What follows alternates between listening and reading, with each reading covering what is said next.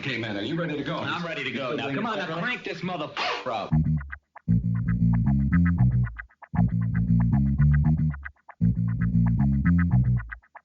Break it down like this.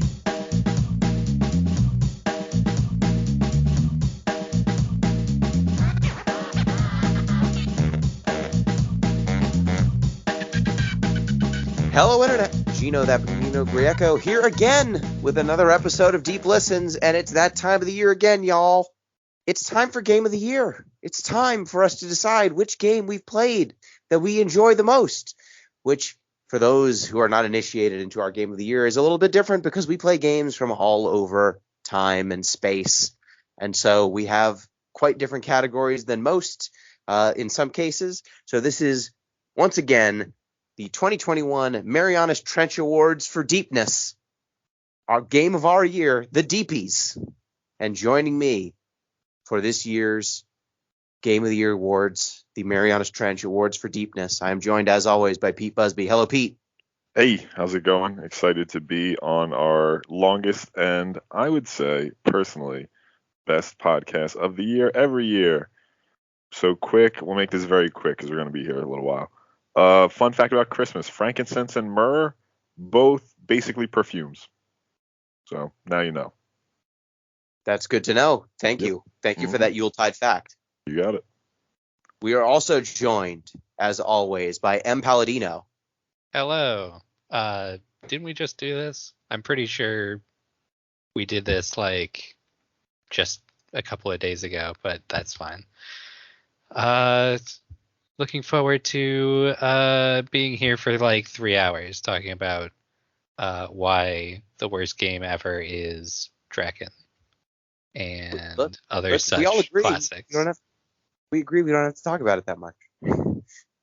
That's the secret. If there's consensus, it goes fast. There's never consensus. When has that ever happened? Never. And it's especially going to be hard this year because this year we've got more people. I was going to say interlopers, but they're not interlopers. But yes. We've got more people than usual because Off the Deep End is 1 year old, which means we've got 3 more hosts to bring into this hootenanny. And I don't recognize many games on our list as a result. Yeah, what the hell did you guys play? Garbage.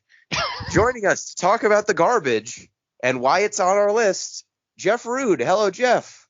Hi, Jeff here from very snowy Tacoma. Fun fact about Norwegian Christmas observations. For the last 50 years or so, a Christmas Eve tradition, which is very big in Norway, is watching Tre Nøtter for Askepott, which is a Czech movie that was made in the Czech Republic or Czechoslovakia in like Soviet bloc times. It's basically a retelling of Cinderella. It was performed completely in Czech, and it was dubbed by a single Norwegian man who very boredly just like dubs over everything without moving the Czech language track. So imagine watching like a cheap Soviet bloc Cinderella from the 70s while a very tired Norwegian man talks over it. And they watch this every year. It's like a mandatory thing. Who watches this every year? Norway. All of Norway? Yeah. That's impressive. We should do that. Let's have an episode of that. All on YouTube. The world is a wild and wonderful place. And we are also joined, as always, by the Redacted brothers, Chris ZombiePie Redacted and Braden ArbitraryWater Redacted.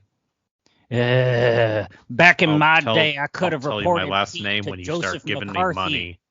Gotten his career ruined and erased from the textbooks, but now the government's run by lizard people, and I got to stop the George Soros from running that pedophile ring.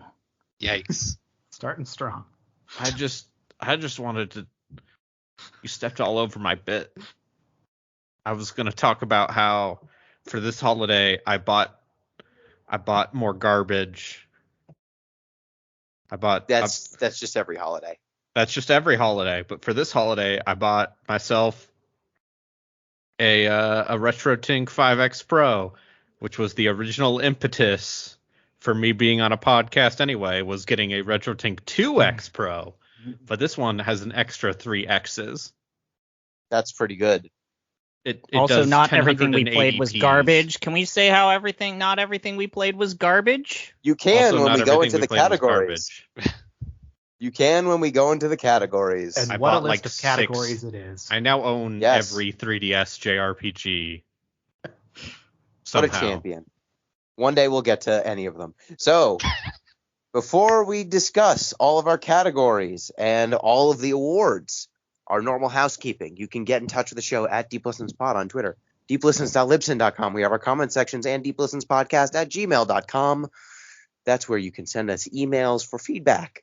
You can also support the show on patreon.com/deeplistens, which would get you access to our Discord, where we put up a poll for what the favorite show of the year would be. We asked for like some feedback on various categories. It's a cool place to be, and that's where you can talk to the host of this show and enjoy the Yuletide merriments that are contained therein. And that's all of the preamble we're going to do today, because today is a dark day. It's Game of the Year time, which means we have to go into this. We have to announce our categories, and we need to pick winners. Many games will lose. Few will win, but those winners will be champions. They will receive a Marianas Trench Award for deepness, of which it's probably going to be like a JPEG. But they'll be Can we able to make put it that an NFT? JPEG. Yes. No. NFTs? No. Nope. Very much not. No It is gonna be a fucking very- thanks, am I right? Okay, Nailed but what if we set up a Deep Listens blockchain program to mine Ethereum? I will kill you. I mean, okay. Deep Where do you Listens think IPO. Log4j came from? What you if know? we lie and say we're making NFTs, Nope. but actually it's just a ploy to get people to subscribe to the Patreon? I like ploys. We'll talk about that off air. But first, let me announce all of the categories that we're going to go over today. And if I'm correct, Off the Deep Ends will be hosting its own stuff for the stuff at the end of this spreadsheet that seems yes. to involve Off the Deep End's exclusive stuff. Yes. Yeah. Okay. After that, we can leave, right? Like once Off the Deep End starts, we could just peace Yeah, out. it's Yeah, we're extra going to duties for Don't us. don't Yeah. don't read all of the games, just read the categories, okay? That's the plan. So first off, this will be the last category, but I'm announcing the last category for first. Game of our year. So for those who don't know, Game of our year, it's because this show does games all across time and space. So that is kind of our big award, because it's all the games we played this year. And we're going to say which one was the best. Not all of them came out this year, but they all qualify for Game of our year. But the first category will be Game of the Year 2021, because we played very few games that actually came out this year. Then we will go Best Comedy, Best Horror, Best Drama, Best Action, Best Adventure, Best Character, Worst Character, Best Soundtrack, Prettiest Game, Best Performance/Voice Acting, Best Mechanic, Biggest Disrespect of Player's Time, Best Twist, Worst Game of 2021 of our year, Worst Game of our year, Worst Story and/or Written Dialogue, John Paul Sartre Memorial Award for the game that best expresses the futility of the human condition. Sorry, the ultimate futility of the human condition. Gino's Platypus Award for game that should not be. The ZP's Help I'm Trapped in Sysiphean Torment Award. The Biggest Indictment of Capitalism Award. M's Sheeple Award for Most Wildly Overstated/Overrated. Jeff's Old Game Commendation. Braden ArbitraryWater Redacted presents the Dubious Championship League. Best Non-Game. And then there's ZP. I think I said ZP's Help I'm Trapped in Sysiphean Torment. We all get our own category, is what the important part to take away from that is. Okay. So, without further ado, Why is- let's why get is this into red? it. Game of the Year 2021. Who made a thing red? We don't make them red till they come in second. Oh no, it went away. Come back. It was This is- devotion. It was devotion. Control I know. Z I did know. that. It's because the text is. People are never going to be able to understand this. People are messing with. We have a spreadsheet, and it's been tainted. Okay, I've been muted, but okay. Set the font Devotion back to did black. not come out this year. It came out 2 years ago. That's fine. Well, we're going to announce the nominees. Sorry. Game of the Year 2021. The nominees are Psychonauts 2, Project Triangle Strategies Demo, Loop Hero, The Artful Escape, Get in the Car Loser, Inscription, Unsighted, and Devotion. Now, the reason why Devotion is on this list is because it was basically censored by the Chinese Communist Party until this year. You had a 1-week window in 2019 where you could buy this game legally, and basically no one played it at that point. So I think that it should get a shot at 2021 because it was basically unplayable until this year. I mean, by that rationale, you should put Final Fantasy VII Remake because they put out the intergrade this year. If we included That's not the same. intergrade, that's additional content. I would be fine with intergrade making it on, but I think Devotion, like literally, you could not legally purchase it for 2 years. You could play Final Fantasy. I would like to filibuster there were this ways to debate. play Can we just go with Devotion. our nominees? Everybody, what's your nominee? If you want to No, write what- in a ballot, fine. If you want to write in Final Fantasy VII Remake and have that argument, go for it. Yeah. Does anyone I actually mean, want to? I Okay, also think before yeah. we start this, I do Yes. have a question for the Gino, M, and Pete. So, Yes. would you say that the games that you played for your podcast are your favorite games of this year, as opposed to games you played on your own time?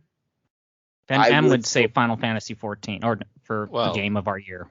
Obviously, Final Fantasy 14 every year, forever. But Okay, Yeah. maybe not. I do say that, and that's largely because I do not play too many games that are not on the podcast, but also because this is for the podcast, I like that our listeners know every game. They can Okay. follow. They know our previous discussions. They're in the loop on everything. There isn't a secret Okay. thing they haven't heard about. I would Just gonna second They swoop in. Gino's don't answer. have to follow the ArbitraryWater universe of stream archives.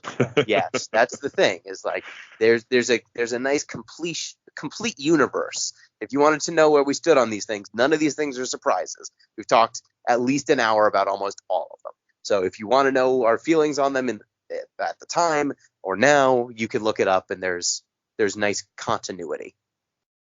That's kind of, I think, Okay. the thing that separates our awards from most shows' awards. And also our awards, because Also none your of the games I played for the podcast this year are games I would say are my. Well, that's not true. I like Yes, some so- of two of the games I played for the podcast this year are some of my favorite games I played this year. Most of them are not. Yeah, But anyway, we have to But have your a pro- line somewhere. Okay. we do. So the games again for Game of the Year 2021. Thank you for the question, Braden.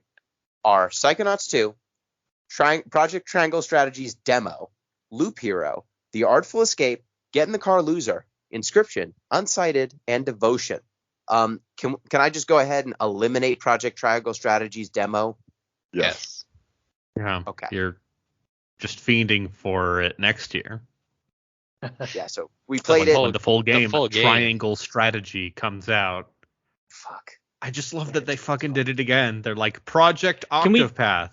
What's it going to we be called? Do the thing where Octopath we all Traveler. just say what we think are the winner for this category rather than Do we go think- one at a time. Sure. We can, if we think that there's a good amount of consensus here on winners, that's sure. So, M, what would your winner be? I'm gonna say Artful Escape. Okay, let me not remove Artful Escape. I'm just going to highlight it so we all know that that is a potential one. All right. Pete. I'm going to pick Devotion. Okay. Jeff. Psychonauts 2. Yes. You got me. ZP. Probably Inscription. Ooh. Okay, Braden. I mean, of the games on this list, probably Inscription. Okay, and I'm Psychonauts 2 as well. So we can get rid of Loop Hero, and this is just to get rid of the games that we're not going to fight over. So Yes. bye-bye Loop Hero, bye-bye Get in the Car Loser, and bye-bye Unsighted. So we are left with 4. Psychonauts 2, The Artful Escape, Inscription, and Devotion. So why don't we make some arguments? We've got 2 votes for Psychonauts 2, 2 votes for Inscription, 1 vote for Artful Escape, 1 vote for Devotion. Pete, why don't you go first? Give us a reason why Devotion. It's Should be a just the game. Like honestly, all the ones we picked were pretty good, but it's just sort of the game that stuck with me the most. You know, when I think back to, what did I play in 2021? You know, I might think Psychonauts. I picked Artful Escape. I liked it a lot, but Devotion's the one thing I'll think of, and that might just be impact of imagery and horror. But you know, I got to go with what I think is going to stay. You know. Fair enough. And for those who are listening who are not familiar with the Game of the Years, we will spoil every game on this list if we need to make our arguments. So if you hear a game's name and when I do the announcements and you don't want to be spoiled on it, maybe skip the category or play it and then come back. So that's your warning. All right, M, why don't you make an argument for the Artful Escape? No, that's okay. I'm What are you feel switching? very strongly about that. What's this flip floppy? Are you flipping your vote already? I mean, I like the Artful Escape. I think it's a very tight 4-hour game that I like the visuals of. I like the story. I like the like gameplay of it, what little there is. But I'm not married to it enough to, fight against Inscription, which has a very wide following, or Psychonauts 2, which I know will be a brawl if it comes down to it. So what am I going to switch over to? I haven't played Inscription yet, but I've watched it being played, and it seems interesting, but also I can't make an assessment on it because the different acts are so different, and I've only seen like 1.5 of them. So if I have to pick something that I have played, I'll say Psychonauts 2. Okay, although I do, Braden. Yeah. Why don't you make an argument for Inscription? Okay. To be clear, I think this is where our differences in taste maybe span out a little bit. Is Inscription and Loop Hero are the only 2 games on this list that I have played a significant amount of. I goofed around with Unsighted and would like to play more of it. But I think Inscription is good fuckery, and it's good cardery. I would say is also Camp Inscription that it is the mystery and the journey. And when you talk about compelling journeys that go places that you're going to talk about a lot, I really do still think of Inscription. And I will just make it very clear, I've never been a fan of how Psychonauts controls the first game or the second game. So I enjoy playing Inscription because there's so many different moving parts. All right, Jeff, why don't you give a little discussion on Psychonauts 2, and then I'll come down at the end. Oh, boy. Not me, who immediately said Psychonauts 2 for once. I got walked up to Psychonauts 2. There was a point early in that game where, and I'll stand by this, I don't think the boss fights in that game are very good at all. Some of them are better than others. There's a real bummer one, but a third of the way through that game where it's just like, man, I don't fucking know about this. But I stuck with it, and at the low cost of, I paid for 3 years of Game Pass a long time ago. I wound up having a pretty great time with it, and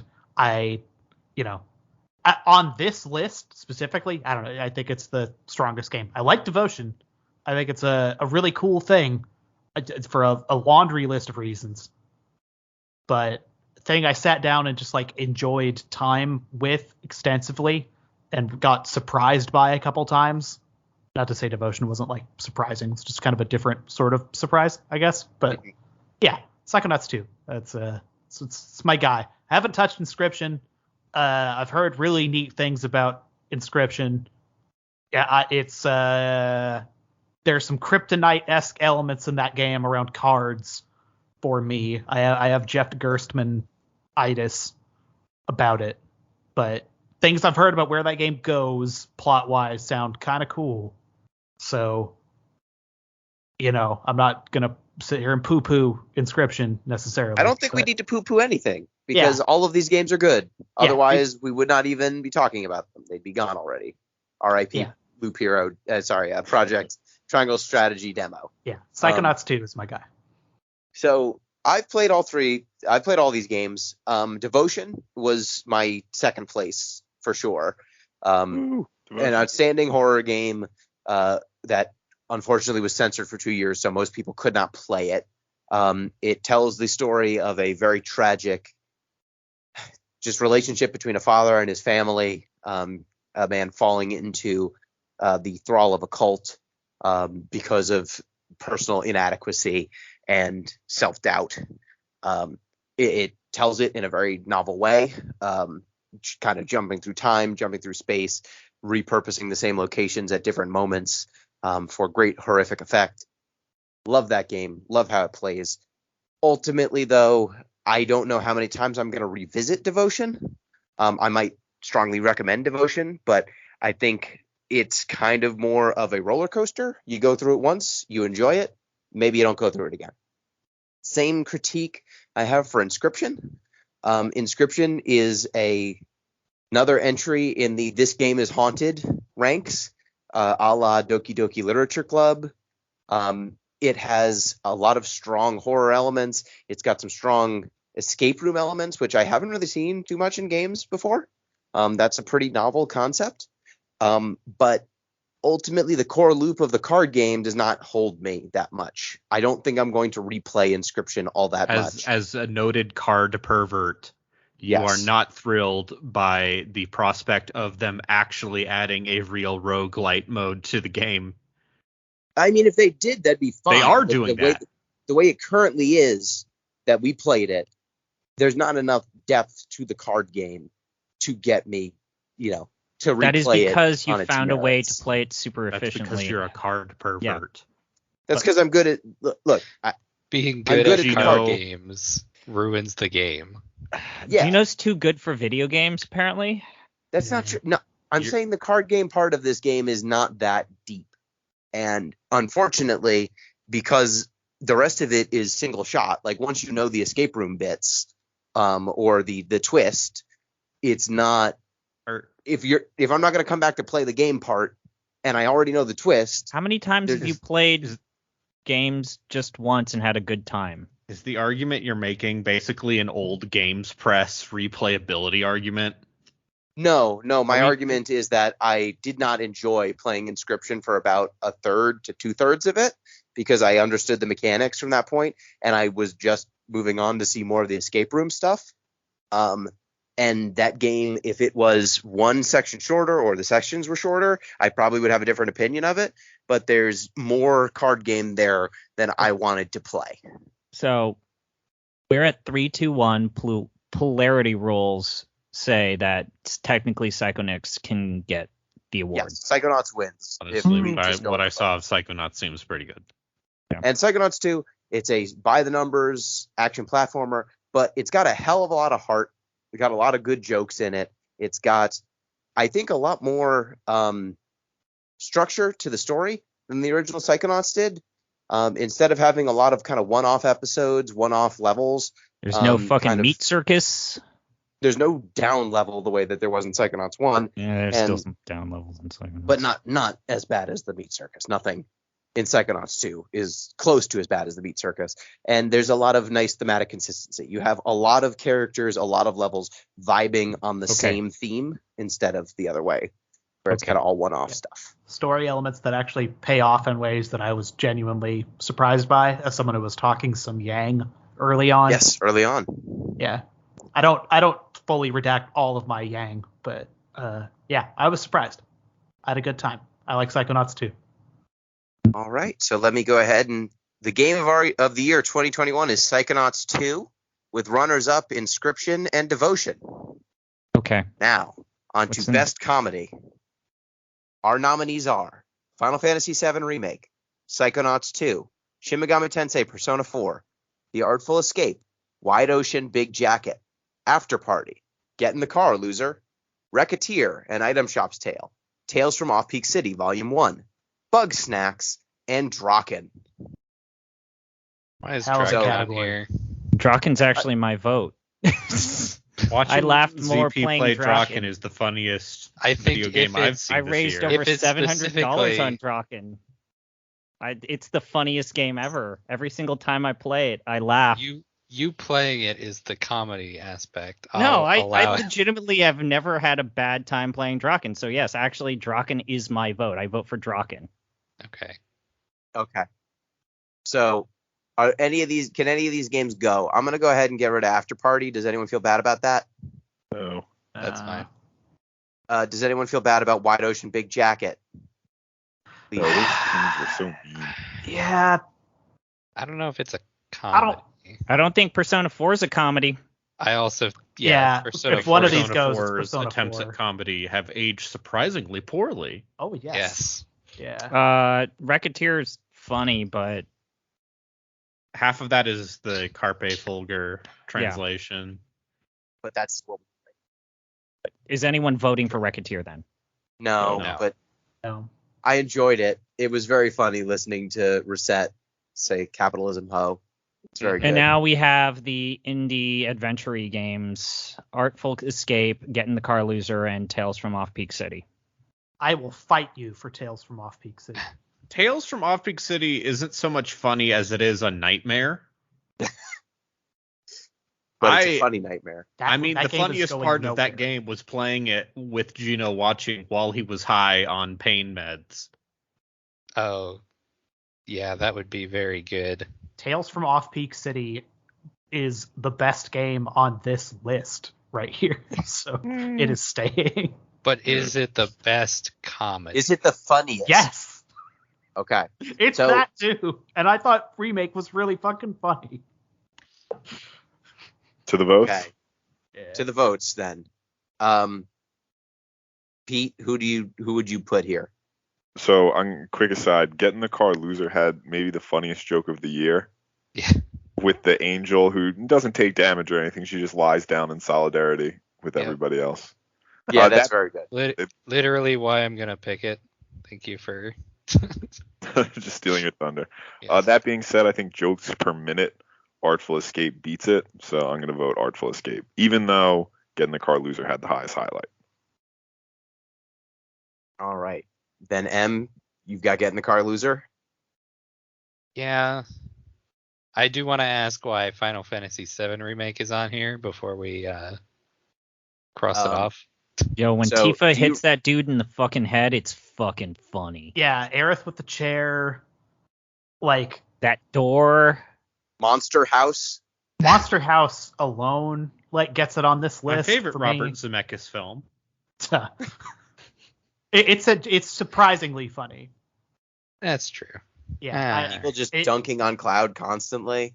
Before True, I true. became a Cosmo D convert, it was probably going to be my vote. But yeah, Okay, I so don't think Jeff- it's going to get any love from me. Jeff, you've got Tales from Off-Peak City. We know that. Braden, where do you fall? I mean, listen, the chaos answer is Draken. Yeah, it is. Draken wins due to votes. I mean, it fits with Because our tradition. the funniest experiences I've had this year watching Chris play Draken. However, if we want to make the argument that that is performative and a transformative work and should be its own entry, then Draken does not win.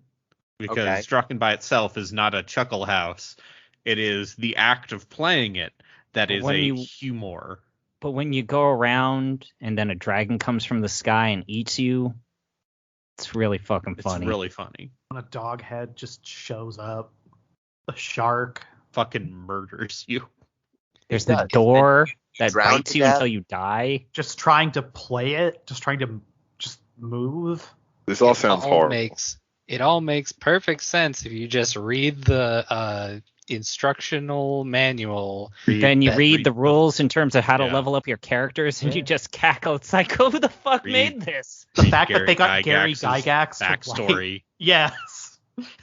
Which They has got Gary Gygax to work on that? Yeah, Yes. this is Yeah, a Gary this Gygax was- joint. This was post TSR Gary Gygax, so he was very much dude in mercenary period with a chip on his shoulder. Mm-hmm.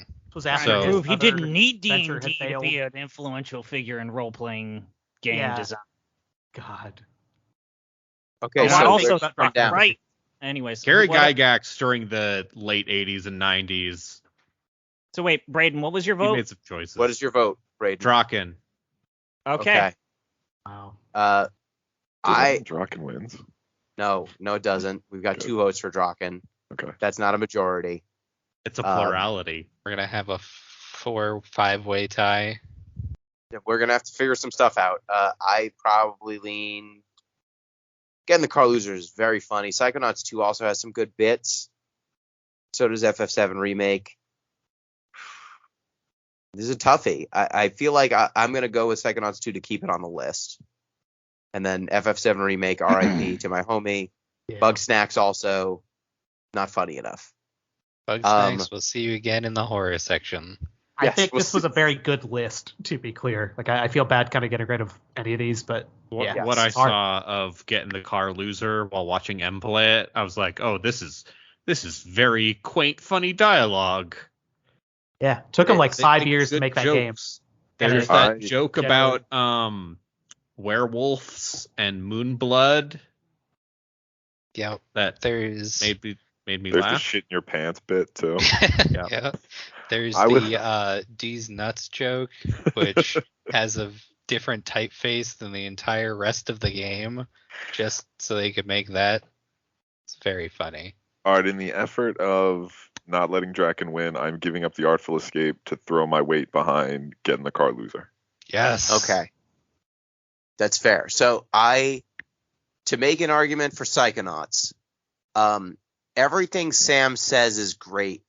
Do you remember that entire section on pancakes where she is I do. instructing animals It is on how great. to make pancakes? Counterpoint. Everything Sam says in Getting the Car Loser is great. That's Yeah. also true. But Sam, do you remember when she says, is that straight? Raz says, is that straight up dirt? And she says, yes, for the umami. It's so good. I think the humor in Psychonauts 2 is charming. I think it is profoundly unfunny, but I think it is charming in the way that like children's media can be funny. Like I wasn't laughing really. I was kind of like, That was like a that's fine. great Like backhanded it's a game targeted towards a younger audience. I think overall that doesn't make it bad. I think that actually makes it kind of great and unique right now. Like there's not a lot of games that target that age bracket. So like I actually think that's a strength. But I don't know, man. Did you guys play Tales from Off-Peak City? Like I did. Those guys have big heads and small bodies, and did. small bodies and big heads. the way that their bodies articulate, just the people swimming in that stream, and the fucking slide out of the apartment for no reason, and the just pizza ingredients scattered everywhere, and the ridiculous pizza making robot you interact with, and just the setup of that game. Oh man, Tales from Off-Peak City is amazing. It is. It is amazing. Is it funnier though than like Getting the Car Loser? So Draken is not a funny game, but when you play Draken, you will laugh because the sky will try to kill you. Humor and you will ensues. drown if you touch water. It is incidental. Yes, like Draken is not funny. How much Draken fucking hates you is very funny. Like when you try to read a sign and then a fucking lion, like a panther head A appears. well-animated head A very comes out of the fluidly ground animating and head. murders you. It shoots lasers at you till you die. And Mm-hmm. one of the first doors in the first dungeon, it eats you if you try to go through that door. You try to use the door, and then your character just dies. It Just just how- sounds mean. It's It mean. sounds That's so the thing. mean. Pete, It's a Pete, very mean game. But in order to get into the first dungeon, by the way, you have to evade a shark, which Yes. is swimming around a moat. And if you time it Very wrong, the fast. shark just jumps out and eats you in like a 1/10 of a second. And It's a that very character is fast dead. shark. This all sounds terrible. I mean, I'm not changing my vote because I didn't Yeah. play it, but like You this shouldn't. argument isn't convincing. Don't play it. So my point is, Draken is not a funny game. It's funny what it does to you. It's very funny when we make ZP play Draken. This is beyond dispute. I However, raised $700+ because of did. Draken for charity. And it was And very it's funny. performance art. That's awesome, but It's like not an saying argument that for a the game. rake is Yes. very funny when you step on the rake. Like the rake This is not was the my funny. argument. Yes, it is, as Braden says, the transformative aspect is you stepping on the rake. Rakes are not funny. You stepping on a rake is very funny. So I'm not going to back Draken, although I appreciate that some of the funniest moments we've had this year were you getting eaten by a shark in Draken. Mhm. If I have to throw my weight behind one of the remaining games, it's between Getting the Car Loser and Tales from Off-Peak City, because I don't think I'm getting I would be willing Psychonauts to 2 any change love. my vote Okay. to I- get in the car loser. Yes. All right. Nice. And I think we have a What quorum. I saw of them I was playing gonna that game. I was Made going to me change chuckle. my vote to Tales from Off-Peak City, but okay. Damn it. That's fine. We still have a runner-up. It's cool. It's cool. Not that only Okay. one can win. Getting the Car Loser now, I think, has 4 votes. So that makes it an official majority. I think we have a winner. So Getting the Hell Car Loser, yeah. best comedy of 2021. There are many good jokes, many milkshakes, burgs are had, and your strong comedy in the first like 2/3 and then the very end make up for a very unfunny third chapter. Yeah. Yes. True. We gotta have some serious moments so you appreciate the funny moments. Yes. So best comedy is Getting the Car Loser with runner-up Tales from Off-Peak City. Draken unfortunately falls off because it is performance art, and everyone hates performance art. Next up, best horror. We have our nominees: Oxenfree, Devotion, Metroid Fusion, Silent Hill 2, Inscription, Draken, G-String, Unsighted, and Bug Snacks. Get Bug Draken snacks, off man. there. Let's get Draken off there. I'm Come not going to on. protest that. Oh no. I think we can get G-String off here because I don't think anyone will vote for it. Yeah. Um, God bless him, but yeah. I Unsighted. was going to Was say it Unsighted should be eliminated. Yeah, that's fine. I think it's yeah. I don't know if I was horrified by Oxenfree, even though that plot twist is kind of fucked up. I think horrific things happen, but not enough to make me vote for it. Yeah. It's like PG-13 horror. It's like Poltergeist. Yes. Yeah. It's more Yeah. like Stranger Things. There's that scene where the what's-her-bucket is in the bottom basement of the house of Poltergeist, and it's a bunch of corpses. Poltergeist is the movie that invented PG-13. Yep. I made that reference, and you got it. Hey. So Yeah. I Well, think it's a 3-horse race, but fine. I think we I'm get not Metroid voting for Fusion. Metroid Fusion. I think it's a scary Metroid game, but I don't want to get rid of Metroid Fusion just yet. okay. Just yet. Okay. So where do we come down? I think we've gotten rid of the easy get rid ofs. Where are people standing right now? who's voting for Bug So- Snacks? Is anyone voting for Bug Snacks? I So- mean, I think Bugsnax it's very is a silly, subversive horror, obviously. I mean, this is good part ending. that Doki Doki. It's got that Doki Doki Literature Club subversive. Hey, it was a horror game all along, but it's cutesy horror rather than actually Yeah. psychological warfare on the I think audience. Sony did a cool thing giving that away. So everyone that bought a PlayStation 5 right up front got to look at that very early on because it seems like a neat game. But yeah, I don't know. About So the best this brings us down to Devotion, Metroid Fusion, Silent Hill 2, and Inscription, right? one. Yeah. Yeah. that's- I am going to. I did a lot to argue in favor of Inscription. I would actually not vote for Inscription just because the second act of that game is not at all themed to horror, and that it brings it down slightly for me, which is why I would probably vote for Devotion. I Okay. am also voting for Devotion. I can't very well pick it for Game of Our Year and then not pick it for Best Horror. So Yep. Is anyone voting for anything that isn't Devotion?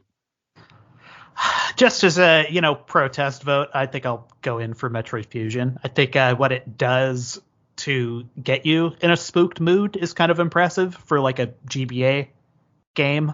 Clearly, that DNA got translated into another very successful Metroid game this year. So I think it's worth talking about. But Devotion should probably win this. Your point is well taken, Strom Thurmond. Sure. Yeah. Fair enough. But yeah, Devotion should probably win. But I'll put one in for Metroid Fusion. Okay. I'll just say Silent Hill 2, very scary at its time. Unfortunately, the voice acting being terrible has not done that game any favors at all. I think the voice acting makes it better. It makes it a better game, but it makes it a worse horror game. Okay. Yeah, I'll accept that argument. I think that last boss Silent Hill fight. 2's greatest strength is how good it is at being profoundly uncomfortable at all times. It is an absolute shame what they did to the HD remake of that game as well. It is. But I think Devotion has the benefit of 10 years in which Silent Hill 2 has existed in the world and took a lot of those same lessons and just refined them more. So Silent Hill 2, profound 20 years. Yes. Profoundly influential game, very important, but I think it has been eclipsed by more modern games. So I think we have multiple. I would vote for Devotion. Pete, you're in for Devotion. We have one vote for Metroid Fusion. Does anyone else have any other votes, or are we basically down with Devotion? Are we devoted to Devotion? Excellent. Best horror game. The Trenchie goes to Devotion, with runner-up Metroid Fusion. All right, on to best drama. We've got Final Fantasy VII Remake, Vagrant Story, Hotel Dusk, Xenosaga Episode 1, Dragon Age Origins, Shin Megami Tensei 4, Persona 4, Gen the Car Loser, Psychonauts 2, Unsighted. FF7 Remake's on here twice. I'm deleting it the second time. Oops. That's fine. Okay, so let's just go with where we stand on this one because I don't see any clear. Let's just get rid of this because it fits the category but won't win. Where we feeling, Jeff? Jeff Braden, we have off the deep end nomination here in Xenosaga Episode 1. Do either of you feel strong about Xenosaga taking this category? I mean, the thing I like about Xenosaga is the melodrama, and if it was best melodrama, it'd win. Yeah, it's not the most down. drama award. But it's not the most drama award. So I also cut out Dragon Age as someone who was on that podcast with you and played that game last year. I think the attempts at drama in that game feel like Diet Game of Thrones. Yep. I could see Xenosaga Episode 1 as a runner-up in this category. I guess it's probably not going to win. Okay. So do we want to go with our nominees now, or Jeff? Who would you see win if you had your way? Man, I'll start if it's more comfortable. Sure. Yeah. Sure. I think my vote is for Final Fantasy VII Remake. As dumb and innately stupid as the ending is, which I actually enjoyed far Didn't more we just than have Gino. That best comedy. Yes, I did. Put it in best comedy. It is both. It's get you one that does both, Pete. I It's want 40 to hours long. highlight It better those be a that little have more. played Final Fantasy VII Remake. They make you care about characters I think that we've you all played wouldn't- Final Fantasy VII Remake. you wouldn't I have know. expected that they make you care about. Let me remind you about the backstory to What's Her Bucket Raspberry, whatever her name was. Yes. What's your bucket? Raspberry. Jessie. Everyone's favorite character. Yes, think. Jessie. Or any of the times when all of the characters that you bonded over watching them get murdered, and then you feel something about that. Just all of the times when the characters are introspective, or it starts to surface, the neuroses of Cloud, and develops that. What about that relationship between Tifa and Aerith? The best relationship in that game. It's great. So I'm going to go hard Final Fantasy VII Remake for this. Yeah, I would say the ability for FF7 Remake to make me care about characters that I knew were going to die, and make it hurt, despite the fact that I've known for 20 plus years that some of these characters are going to die, is impressive. They managed to take away, to finally remove my scab so that they can throw salt in my wound again, which is impressive. M, where do you come down? Is it Vagrant Story? I'm torn. I'm thinking it's Vagrant Story. I was also going to give a shout out to Hotel Dusk for being the noir drama self-contained thing. I don't think it's going to win compared to games people have actually heard of, but I do think it's worth mentioning. But Vagrant Story, Game of the Year 2021, as I've been saying since we played it in March. I think there's some stuff that goes down in that game. Ashley Riot is a interesting character, I'll say. It is quite dramatic. There's no Romeo Guildenstern. Exactly. God, I forgot that was a name. His first name is Romeo, yeah. Yep. Yeah. I think that as far as a dramatic JRPG goes, it's worth looking into. All right, Pete, where do you come down? I really don't have any hard and fast opinions on this list, honestly. I've never played Final Fantasy VII, so I don't feel reasonable picking that. I didn't really like Vagrant Story, but there is a back skin tattoo, which gives it some bonus points, I guess. I'm actually going to pick... I'll pick Vagrant Story as well. Because Hotel Dusk, I think, is the most directly a drama, but doesn't do a very good job of doing it. So, Vagrant Story it is. All right. So are we down with just FF7 Remake versus Vagrant Story? Are there any supporters for Shin Megami Tensei Persona 4? Again, the Car Loser, Psychonauts 2, There's a different Hotel category I'm Dusk? going to get very passionate about Persona 4, but not this one. Okay. Do we have any dissenting voices? Can I slide a free Get Xenosaga nominated for Best Drama? You can. I'll allow it. Yeah, just to round out a nice set of 3. It's not going to win, but I'll allow it. So let's get rid of getting the Car Loser, get rid of Bronze Psychonauts medal. 2. So we've got FF7 Remake, Vagrant Story. Can we get any votes to break this deadlock? well, there's 6 of us, right? There are 6. I'm gonna go FF7 Remake. Jeff ZP, you're also FF7 Remake. Yep.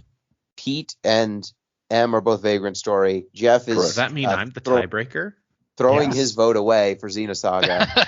But what if I voted for Xenosaga? Hell Then we- yeah! then we And have they yeah, all buddy. won.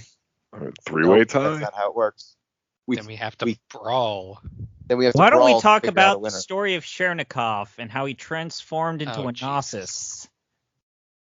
I don't Nope. understand. Like, Remember that part where Greensleeves Oh, started Pete, playing let us and talk I had about, a minor the aneurysm? UTech spies trying to further I their don't- goal by finding worry the about original that. Zohar, following cool. the Into the Zohar camera, just emulators going retrieval on the Wogdalin, but Even, they like, get someone attacked mute his by microphone. Gnosises, and then Scientific Cosmos fanatic that I self-activates am. Protex Shinon, and then My eyes are Protex glazed also. over. Can I vote for But Vagrant Story still, twice? Just to Virgil? get the Stop. stop? Did I fix him? I Oh. think he's okay. Good. I'll vote for FF7 Remake. Damn it. All right. The winner is Final Fantasy VII Remake. I No. feel bad because Vagrant Story is one of those games where after you guys played it for the podcast, I'm like, hell yeah, I should play some Vagrant Story. You should. And then I didn't. Well, you should, but yeah, Whereas FF7. I have played FF7 Remake, and I think that game is shockingly effective at drama despite some occasionally clumsy dialogue. Vagrant Story does go very hard in the paint. It's got a lot of great quotes. in it. I just feel like Ashley Riot, in some ways, is the least interesting character in the whole game, and he's who you play as. But And that's you're a gonna shame. give it to Cloud. Well, Cloud Strife of Final Fantasy VII is more. I'm gonna give it to Jessie. This is an R.I.P. ensemble Jessie. award, okay. Right? She died. Like they If managed it was to best make me care. Shakespearean drama, vote Didn't for they- Vagrant Story every single time. Didn't they walk that back though? Didn't she not die? No, she still dies. They walk back a different guy, which is kind of Oh, a bummer. right. They They walk back other- two of them. They walk two back the other guys. two. They walk back the other two, I don't know about but not that. him. Oh man, now I'm rereading some of the Vagrant Story quotes. Ashley Riot, I am the reinforcements. Fuck yeah. It's Drama. mad as hell. Sydney, yet mark your savior well, for he is one of the demons that you so fear. One guy Every doesn't have any line in arms. that game fucking slaps so hard. In Next my chapter. We'll dreams, be here I all see night. in my dreams, I see an evil tyrant's hands, which would choke the world, and he is the only one blind to his own folly. Hold on. Are you hold changing your vote, Gino? on. Wait, Gino, I did think you- I am. Oh, Fuck. yes! Yes. Let's see. Nice. Okay. The world does not want a savior. Wait, was this a All tie it was again? needed was fodder. No, and they now would Vagrant Story wins. Nice. Okay. But Oh, okay, right. counter argument. Udo. No. Now the Come slowest on. gains You partner. don't mess is with a- the Zohar. My favorite Adam Sandler film. Adam None of us Sandler know what you're presents talking Xenosaga about. Episode 1. I've switched my vote. The winner is Vagrant Story. Yes. Shion, just voiced by Adam Sandler in the 90s. Just, yeah. Do we need to unmute ZP? ZP has been Does silenced. that ever happen? He can unmute himself. He's the big boy. Okay. Best action. We've got FF7 Remake. He can unmute himself as long as he's not going to speak about Xenosaga anymore. Best action. FF7 Remake. Super Hot. Unsighted. Grandia 2. Unsighted on here twice. Shouldn't be on here twice. So best action is looking purely at like what games we enjoyed playing in the gameplay loop. I can't help which- but notice how small this category is. Yeah. I feel Y'all like there's playing your something tiny ass missing. narrative games about sad people. But what about air juggles, Gino? What I about mean, that is in, headshots? That's in Super Hot. We have both of these represented. What about active time battle systems? We have a lot of those, but I don't think they make it. They don't punch with these dogs. Can we get rid of Grandia 2? Oh, Sure. I don't know what it is. I I mean, don't the know. part where you play Grandia 2 is the best part, but Yeah. also the writing's pretty good. Yeah. Grandia 2's battle system is too good to take off this list. Don't do that.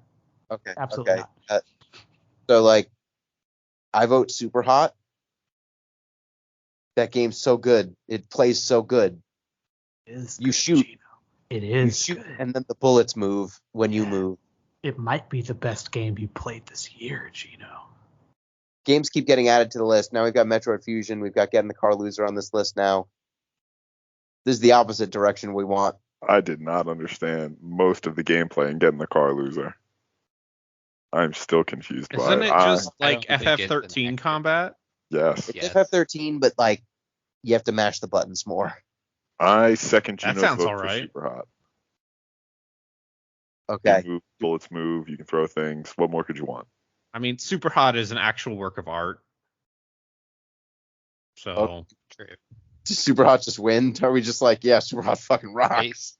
I mean, of the games on this list, when I think of best action, I think Super Hot. Super Hot. It's the most innovative shooter I've played in years. That's true. You know, I can't argue with that, although I will say my vote is for Unsighted. Okay. So we got Super Hot. Does anyone, ZP, do you have a different vote? Is he gone? Where is Is this a silent protest? You have to unmute him. I did.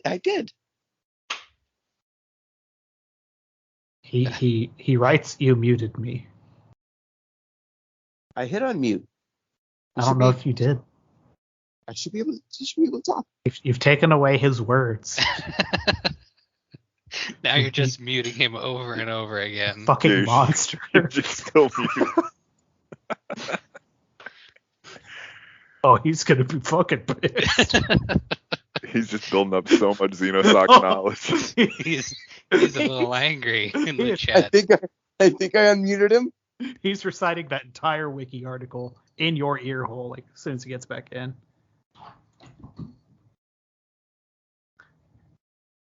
I think I hit unmute. Can other people unmute him? No, you can't. I Hey, can't. There he is. Welcome back, ZB. Wait, did you? Am I back? Yes, Yeah. You're back. Yes, we you're can hear back. you.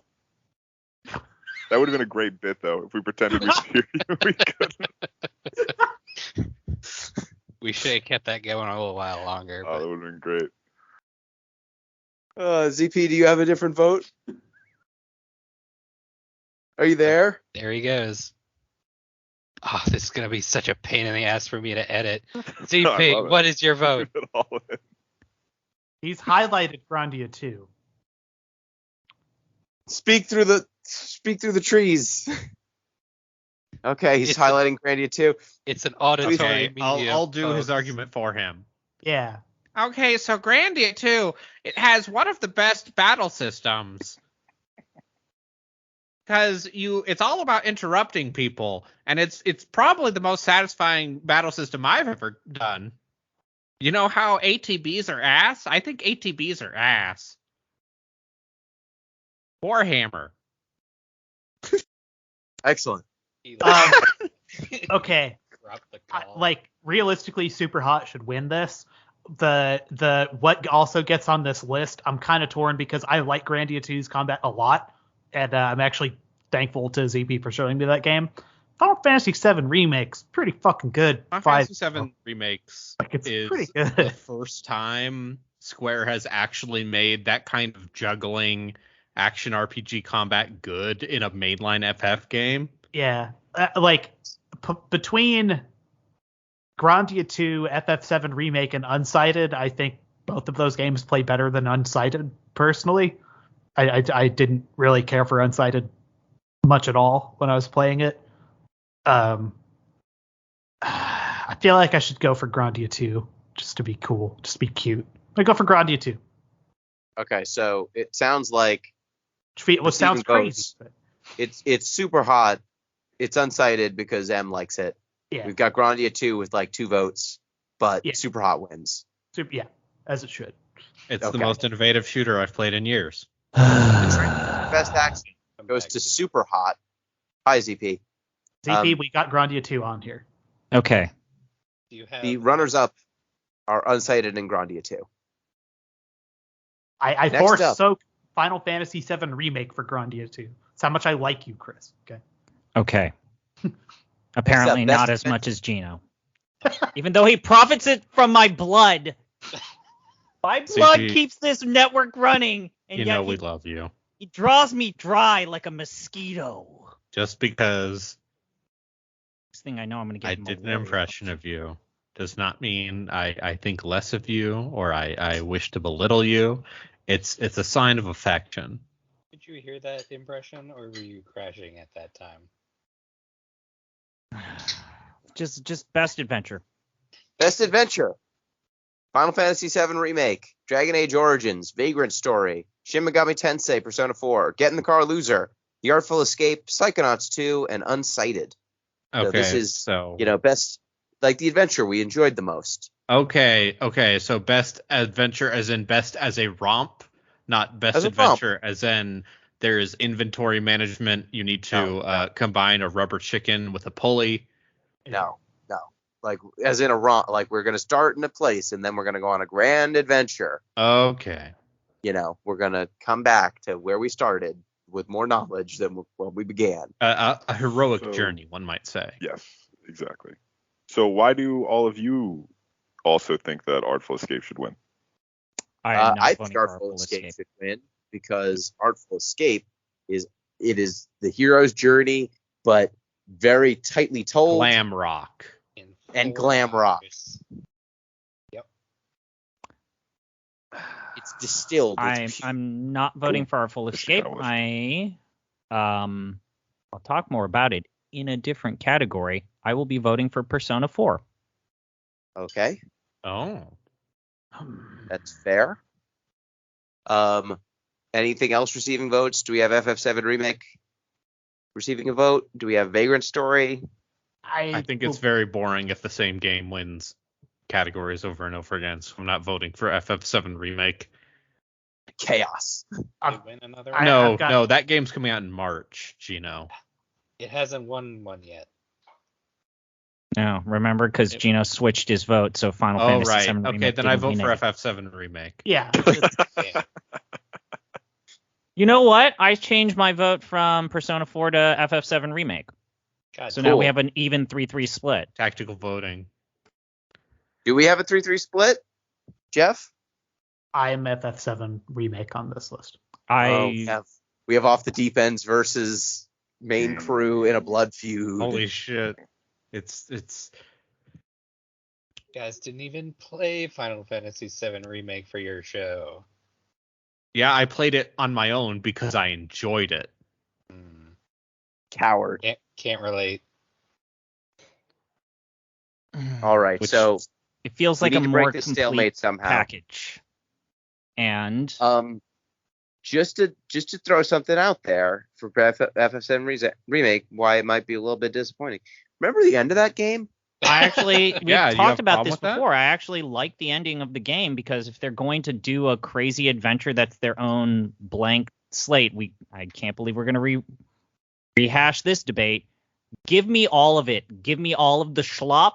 Give it all into me. Put the fucking slop into my veins, and that's exactly what they're doing. And God bless them. God It's bless just him. Tetsuya Nomura saying, I am unleashed, I am He free. basically was and like, then oh, the you sky thought we were going to darkens. make a shot-for-shot remake? And then he gave Yeah. 2 middle fingers and say, eat my ass. It's going to come up in another category. My ass. But yeah, So- I think the ending of that game is incredible. I think it's the best. Even part of the even game. if the actual fights in it are not my favorite part of that game, but it's kind of not So- even close. At the end of The Artful Escape, I was pumping my fist going, yeah! At the end of Final Fantasy VII Remake, I was pumping my fist going, no! Okay, because- but Why? look, Because all I don't you do trust in the Tetsuya Artful Nomura. Escape is hold the stick right and You hold don't the trust X in button. Audacity. Playing it's that not game about- is I a hate to joke. say it, but that's actually my argument as to why I didn't feel as engaged with the Artful Escape is that I moved forward to get the thing. It's Like- not about the gameplay though. It's about- It's an It's about adventure, which plot. means it's a melding of cinematics and gameplay. It's got the Do you game remember- juice that we cut from the roly-poly's head, Em. Remember the discussion. The juice you that comes remember- out of the bug's body is the juice. It does have game juice. The and bug you're snack correct, is but the you're not gameplay. using it right. Do you remember in The Artful Escape when you went to the Shrimp Jazz Lounge? Remember that? Do you remember when you Yeah, played you in front of hold the right, and then you Glamourgon? get there, and then you play Bad Bop It, and then you hold right, and then you go somewhere else and you play some Bad Bop It. You And don't just You know hold what? right. You, You know mash what? right. You sustain right. You also hold these are X. good verbs. You hold square to shred, To while shred. you're doing that. I Look, was I- gonna. I- And like- I know that Gino's not a huge fan of Dirge of Cerberus or Crisis Core, but I appreciate how Intergrade basically makes Square's next game far more transparent.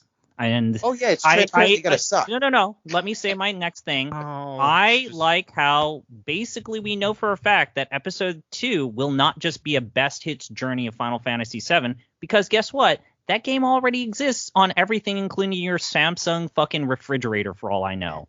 Like that Hulk Hogan Macho Man promo where they're on a lot of coke. They can go anywhere, you know? Like they could go to the stratosphere. Or like I If want they- to ride this schlock rocket ship to the motherfucking stars and back to Earth, because you know what? It's going to be a trip I remember for the rest of my life. It's I gonna don't wanna take the see rest Nero. of your Can't life go to back. come out. You can't go back. Toothpaste to being a is out of the child again. tube. You can't put it back in. I don't want to see Nero the Sable. I don't want to It's see too late. Vice. The toothpaste is out of the tube, Gino. I See, feel like that's this your is the problem. way to That's a resolve you tiebreakers. problem. You're like, oh, boo-hoo, I want my video game like I remembered it back in the olden times. I don't. You know what But I let want? me tell you, Gino Grieco. I don't. That's not what I want. Tetsuya But Nomura Hey, is here to bring Final let's flip a Fantasy coin, to the future. assholes. No. No. You convinced me fucking 10 minutes ago, and then you kept going. I was gonna change my vote to Final Fantasy VII because I think Gino is stuck in the past. But Cowards. then Cowards of all. I was like, no, now you're pushing too hard. I'm gonna change my vote to Final Fantasy VII Remake anyway because Yay. fuck Kingdom you Hearts guys. people. You Kingdom Hearts people being like, Yeah. Tetsuya Nomura sometimes does good things. No, that's not true. Yeah. Kingdom Hearts is fucking great. But what Tetsuya about Nomura Kingdom Hearts has- 3 made like Final Fantasy 13 Agito a reality in the world of Kingdom Hearts? That was pretty fucking cool. Nomura's touched more of those games than Sakaguchi, including some of the good ones, including ones that you deeply love. It's his series now. Can't Next believe up. you made me do this. Is Okay, best character.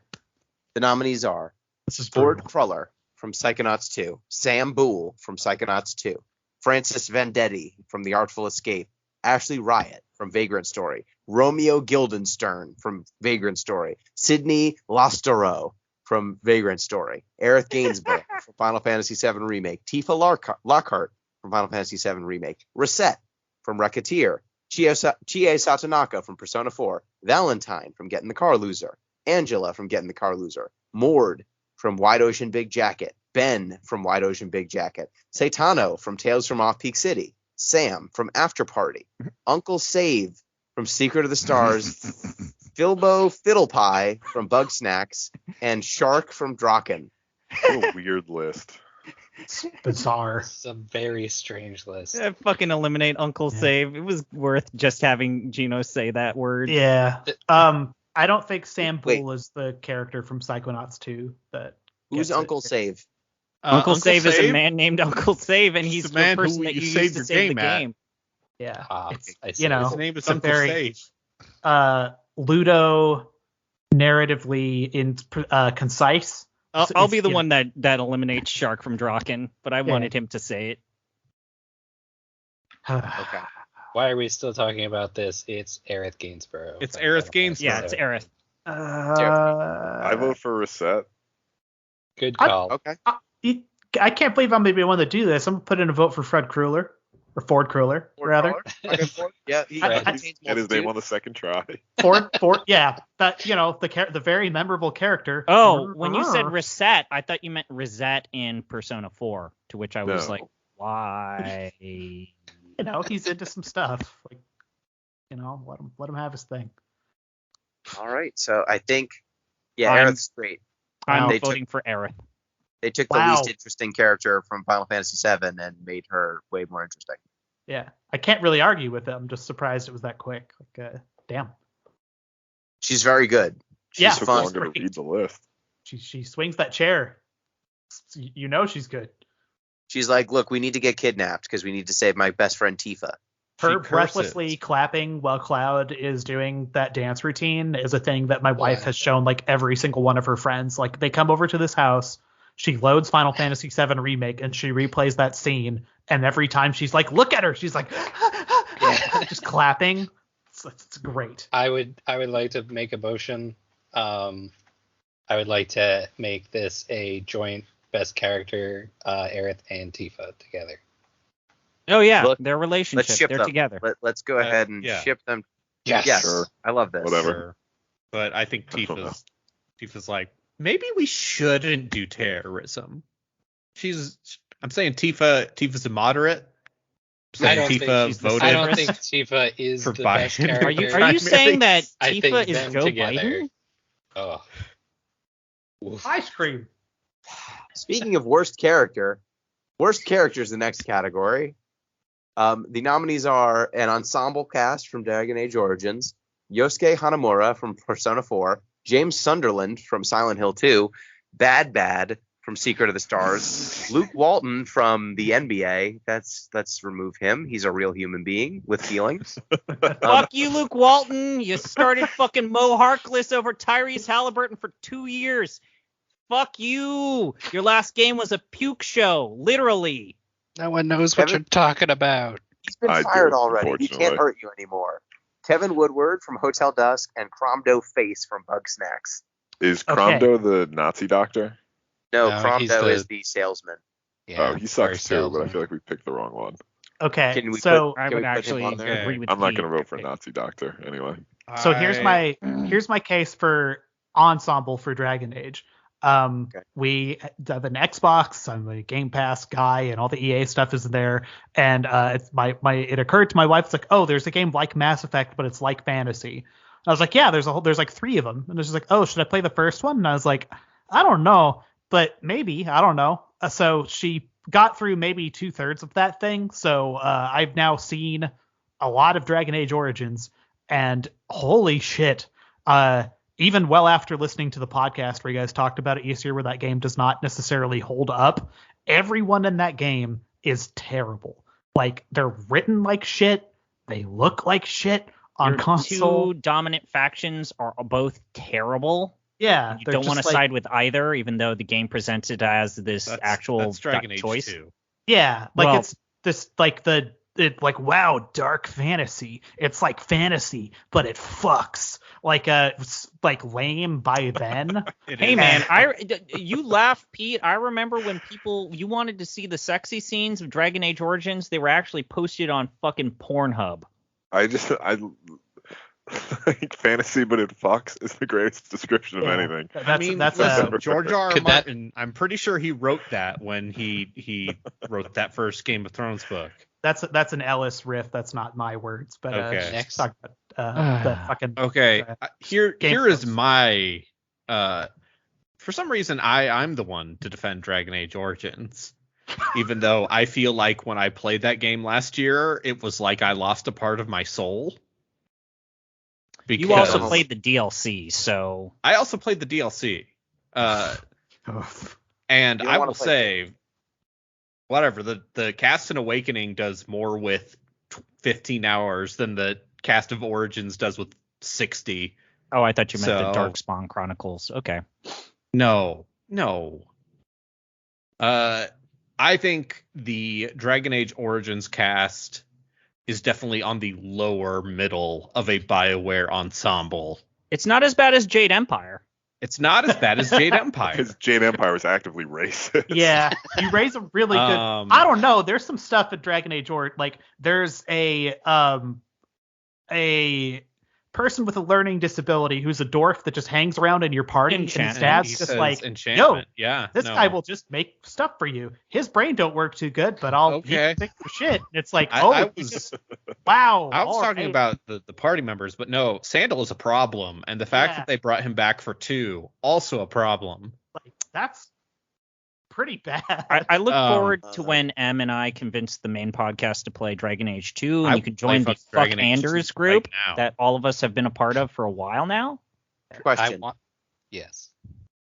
Can James Sunderland Oh is my the worst God. character? He He's my killed best. his. Hold on. character. Hold on. I think my vote is for Yusuke Hanamura, He Yep. sucks too. Yeah. He sucks too. but I could be convinced that James Sunderland is the worst character. So So killed let me his just throw wife. this out there. He killed his did kill wife. his- So he can have an James affair, is not- basically. So He was horny. James, he's not. It's not that James is poorly written or poorly characterized. James is the worst person on this list. True. okay, Kill counter his wife. Yosuke is the worst person on this list, and that's Yosuke's my dark is- secret. Is my vote is He's- 100% for Yosuke. Yosuke is a shitty 16-year-old. Yosuke could be James Sunderland in 20 years. But I James feel Sunderland like is the James same Sunderland guy. now. I'm gonna side with Gino with James Sunderland because it feels like a contrived video game Okay. character that can only exist in this video game world. I feel like I have met Yosuke, and Yosuke is a real person, especially the homophobia part of Yosuke. Yep. Oh, Yeah. jeez. For real. When you stop and think about that part, like When you think about how many young men in this world, how many young anime men have been voiced by Yuri Lowenthal. Think about how many people played Persona 4 and are like, oh man, Yosuke is a really good character. I'm gonna No one emulate. says that. Who- No one likes Yosuke. Except Everyone for people hates who him. ironically say like brosuke. And they Fucking- for Golden, they should have put Put in in the that- cut homosexual they romance should've. with Yosuke. Those cowards. I bet James Sunderland has inspired multiple wife murders. That's a Okay. great point. So Okay, I- okay. I'm gonna vote for James Sunderland with Gino, and I think who else is with I'm James voting for Sunderland? Yosuke Yep, because James. my argument against God, James. Sorry, What's go your ahead. argument against James? Okay, Go my for it, argument go against James is that he's the best worst character. Like James Sunderland being a good person would undermine Silent Hill 2 and its entire Yes. point. Literally, if James Yosuke. Sunderland was not a bad person, there would be no Silent Hill 2. He has to be Yosuke bad because Hanamura of the is plot. meant to be the main character's bud. He's He is like the supposed to your be- bro. Exactly. And like he sucks in the same way, in a different way than Junpei sucks in 3. Yeah. It's Yeah. just more aggressive and like I don't know. I like Ryuji. I've decided. Ryuji's All right. I think James Sunderland has the 3. most votes. I'm cool with it. I'm Okay. fine with this. Honored to be nominated. You know, I want to say some podcasts might be okay with wife murder, but the Deep Listens podcast is firmly anti-wife murder, and that's why the worst character has to go to James Sunderland. You know, it's hard to be this bold sometimes and this righteous, but we'll do it. So worst character, James Sunderland, the DP goes to Silent Hill 2. Next up, best soundtrack. Nominees are Wise 3, Oh, Suikoden. okay. No, I'll fix it, Pete. Suikoden, Thank you. Get in the Car Loser, Silent Hill 2, Persona 4, Final Fantasy VII Remake, Vagrant Story, Lord of the Rings Third Age,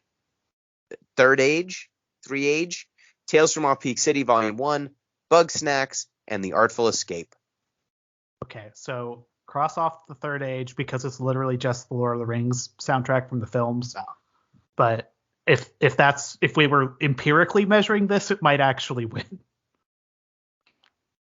But that's not fair because it's literally just the same music. From the films. We also made the point in our podcast that hearing Howard Shore's iconic, I would say, score playing over these slow ass JRPG battles does not make it endearing.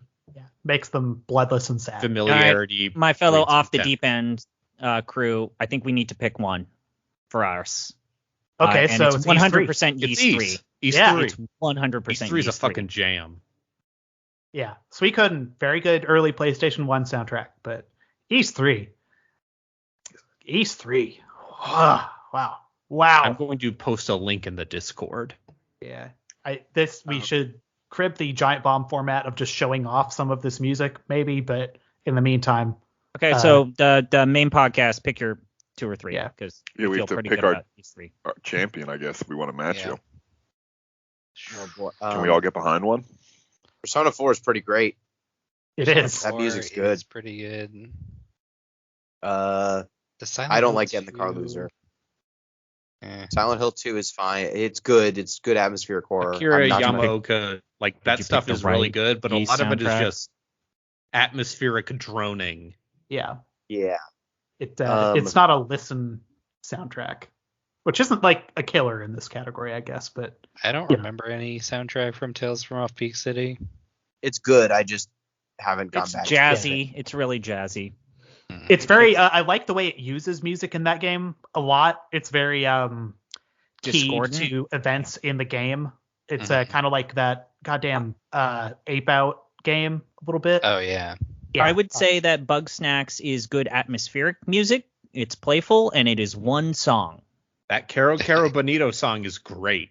It is. It is. But that's 'cause it's Caro Caro song. So I like Artful the Escape opening is also song in great. Artful Escape. I do. It's nice, fake Bob Dylan, but I don't know. It's Jamming. It's a Jamming's game also about my favorite. music.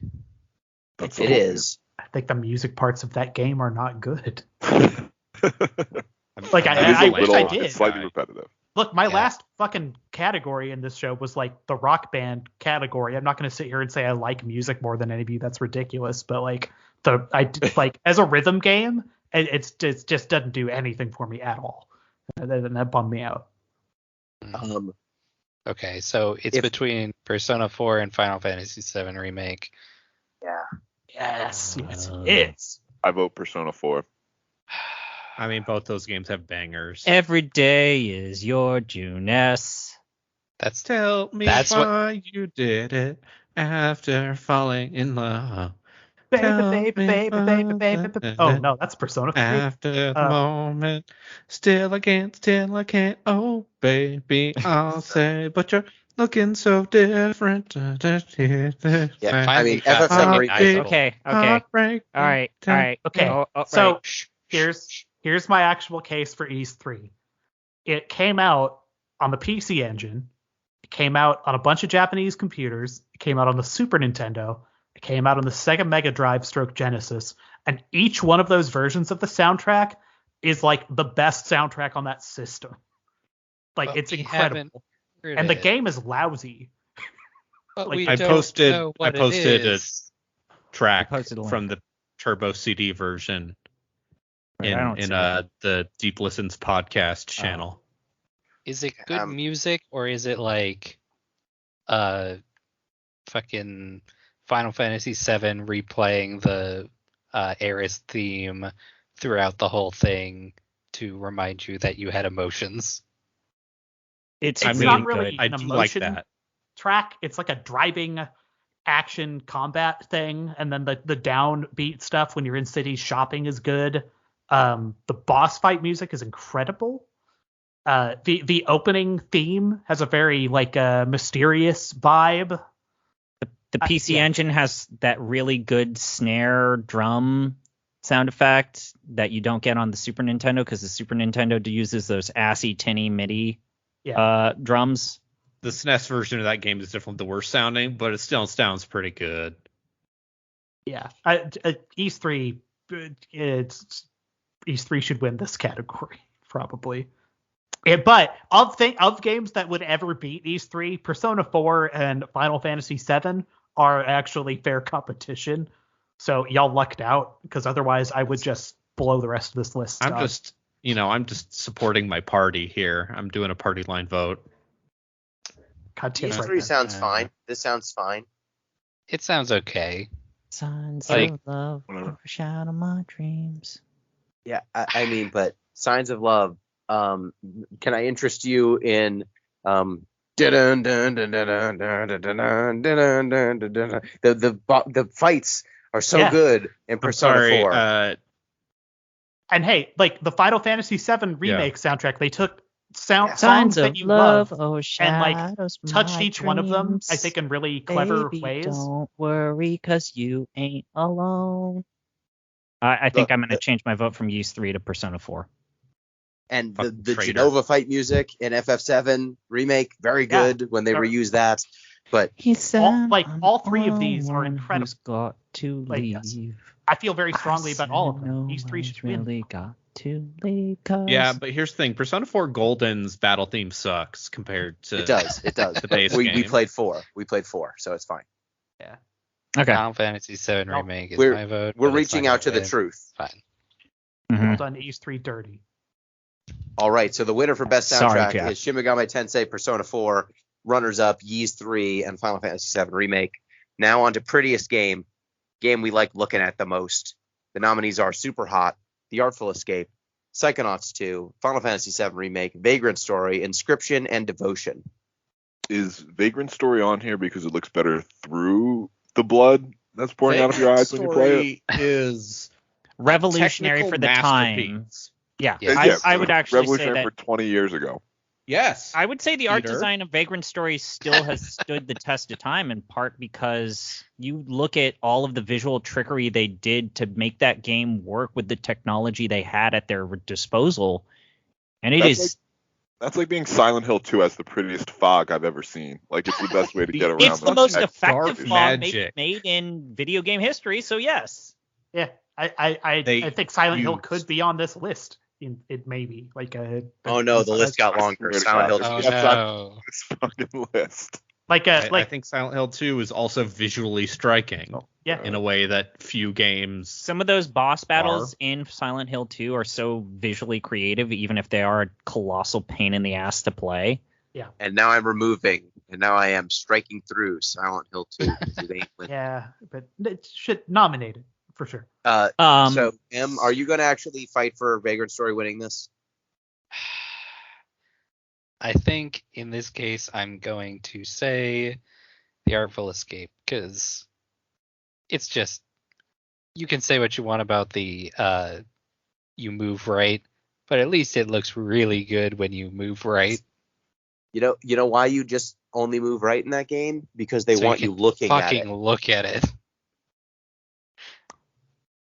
Because there's trippy stuff happening, and they actually pare down the gameplay so that you can look at it.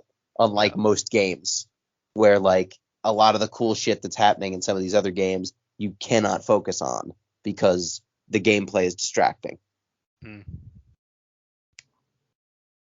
I would like to So- put in a vote for Super Hot.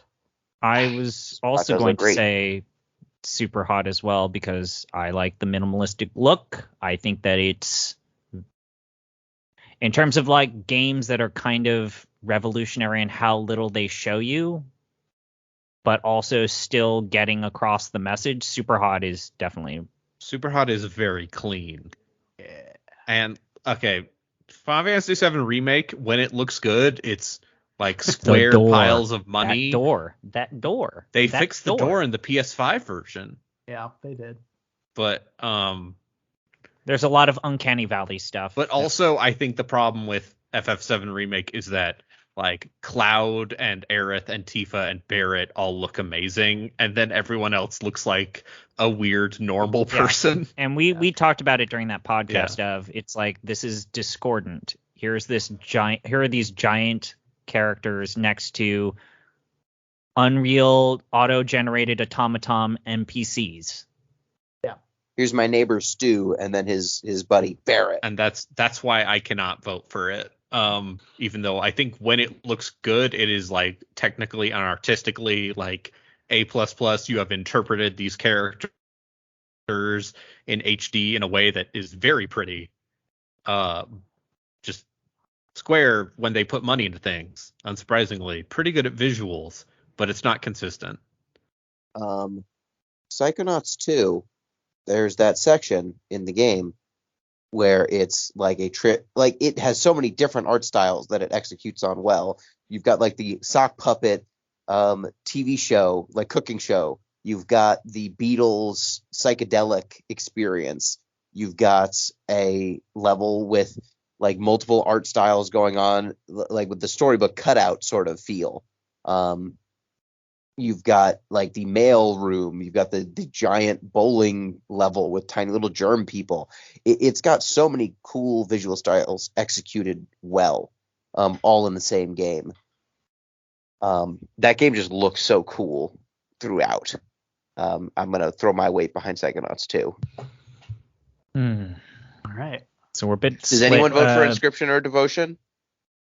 I think Inscription is, once again, like, it's visually striking, and Daniel Mullins gets a lot out of like filters.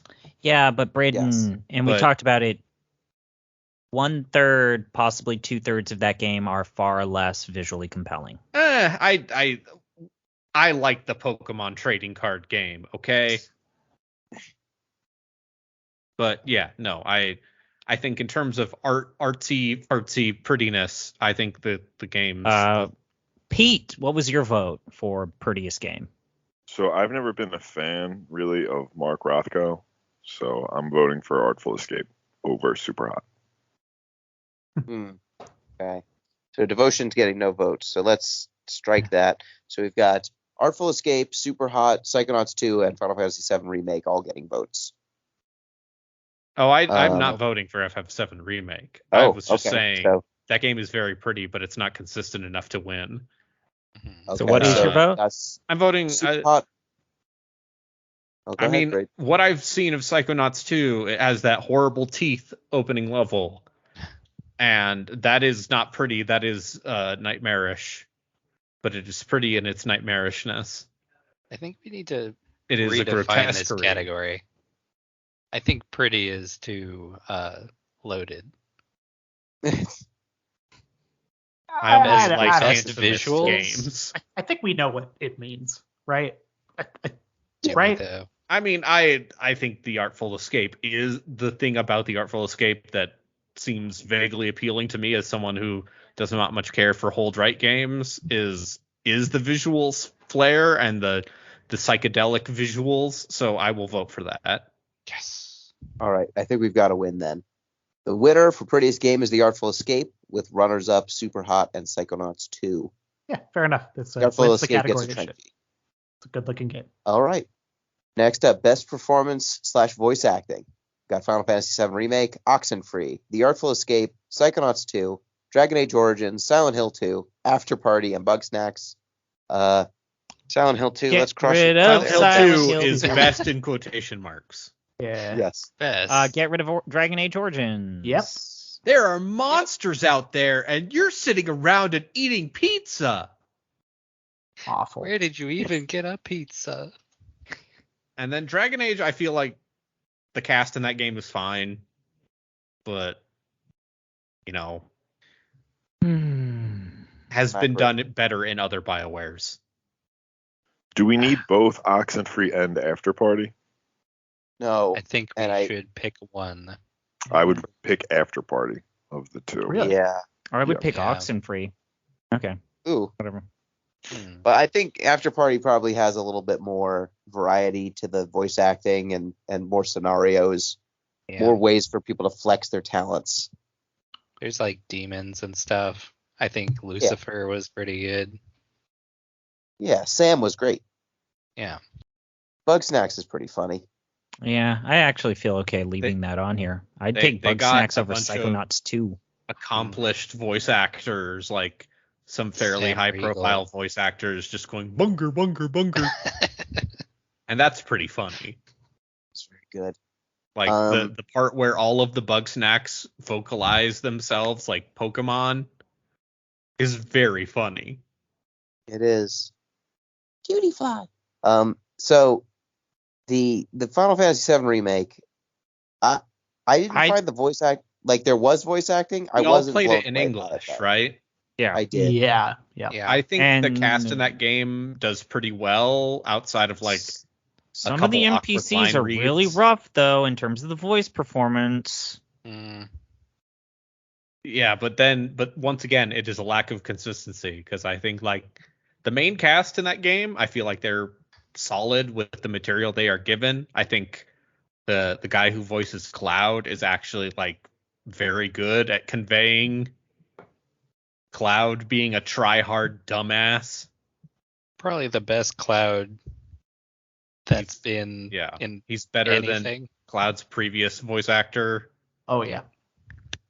General it's not Hospital. it's not even a man. contest.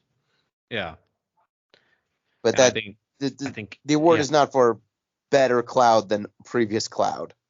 Do we actually think, would anyone throw their weight behind FF7 remake? Like where do people actually stand?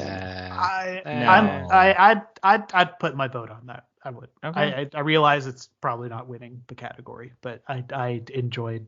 I all your criticisms totally fair, but between me and the amount of enjoyment my partner got out of it, I can't not vote for it here. So I like me some Psychonauts 2 voice acting. Psychonauts Is that your 2 vote? is also very good voice acting. I don't think it's the main draw though. It's I'm not, not but I like- think it's good. I think it's good, but is it like best voice acting? I would actually I mean, side with Gino's. The comedic delivery of Psychonauts 2 is one of the That's main true. reasons why it's the comedic success that it is. the and lines are not always hilarious. It's how they're read that does it. In True. many There's a If lot ways. of, like really good After Party- uses of pauses in that game. Yeah. If After Party isn't going to win too, I would defer to Psychonauts 2. And it doesn't sound like After Party's going to win. I was gonna vote for After Party. Nice. After Okay. Party's going to win then. I vote for Bug Snacks in defiance of all of you. Here So we no are one's again. voting for Artful Escape. No, we can lose our I full actually escape. thought the delivery for the Artful Escape and Yeah, I think I the think Artful it's- Escape's wow, voice look at acting's this fine. wacky It's good. visual, huh? I gotta just- solve this problem. I have an inherent skepticism and antipathy towards any video game that is just like, we got celebrities. And it's like, Mhm. yeah, no, I don't care. There's a game turned we out didn't okay, though. cover. Did the same trick too. From the same studio, no less, or publisher. Oh, Where did the eggs Uh, come from? I'm putting that actually, that's an What do we have here? So we got Psychonauts 2 with 2 votes, After Party with 2 votes, Final Fantasy 7 Remake with 1, and Bug Snacks with 1. Okay, Jeff. I'll go ahead and let's. I hate this. This sucks. Sorry. must choose. Omnium with Psychonauts 2. Yeah. Okay. I mean, it's okay. It's fair. Yeah, that's fine. Well, Braden, We'll you all could cause a split down the middle if you've changed yours to After Party. no. I have Yeah. not seen a second of After Party. Let's not complicate And matters. what I saw of Oxenfree, it annoyed me. So best performance Darn / voice acting. The winner is Psychonauts 2 with runners up Final Fantasy 7 Remake, After Party, and Bug Snacks. No, take mine off. Remake. There's only one vote for it. Fine, that's fair. That's fair. Yeah. I was gonna give you the honorable mention, but It's okay. you're too honorable for it, Yeah. which I respect. Best mechanic. The game only moves when you do. Super hot. Auto battle that is great. Suikoden 1. Modeling good behavior to win. Ultima 4. Time-based fighting. Grandia 2. Timeline-based fighting. Grandia 2. Mental connection. Psychonauts 2. Real-time combat mixed with turn-based stuff. Final Fantasy 7 Remake. Hold Shift /X to shred. The Artful Escape. The Risk system in Vagrant Story. The double hook shot in Unsighted. Pizza making in Tales from Off-Peak City. The pedestrian, like the thing. Fusion in Inscription. The pity system in Dissidia Final Fantasy Opera Omnia. Social links, Shin Megami Tensei Persona 4. And catching Bug Snacks in Bug Snacks. A lot of these are This is a bad. tough list. Yeah, some of these are not Bad. actually good. Yeah. Okay. Which ones so- would you kill Yeah. immediately? The game only Hold moving when you shift do shred. is rad. Hold shift to shred. Not a good mechanic. Cool game, but Yeah. I've already said my piece about And it. for as much as the auto battle in Suikoden is like exemplary for a game from '95, Yeah. It's having Game good playing auto itself. battle. Also, let's eliminate Ultima 4 because holy shit, that system is actually super complicated and not at all fun to Yeah. interact with. innovative, but yeah, it's cool. not in the spirit of this category. Maybe. I don't think adding more hook shots is a mechanic. I would say to some of the video game sequels here, like Social Links and Persona 4, I feel like should be eliminated. Social Links have been a part of this franchise since the beginning of time. And it's just That's like, fine with yo, me. like we took That's not Tokimeki true. Memorial and added a Okay, dungeon but fine. It's like I agree with you.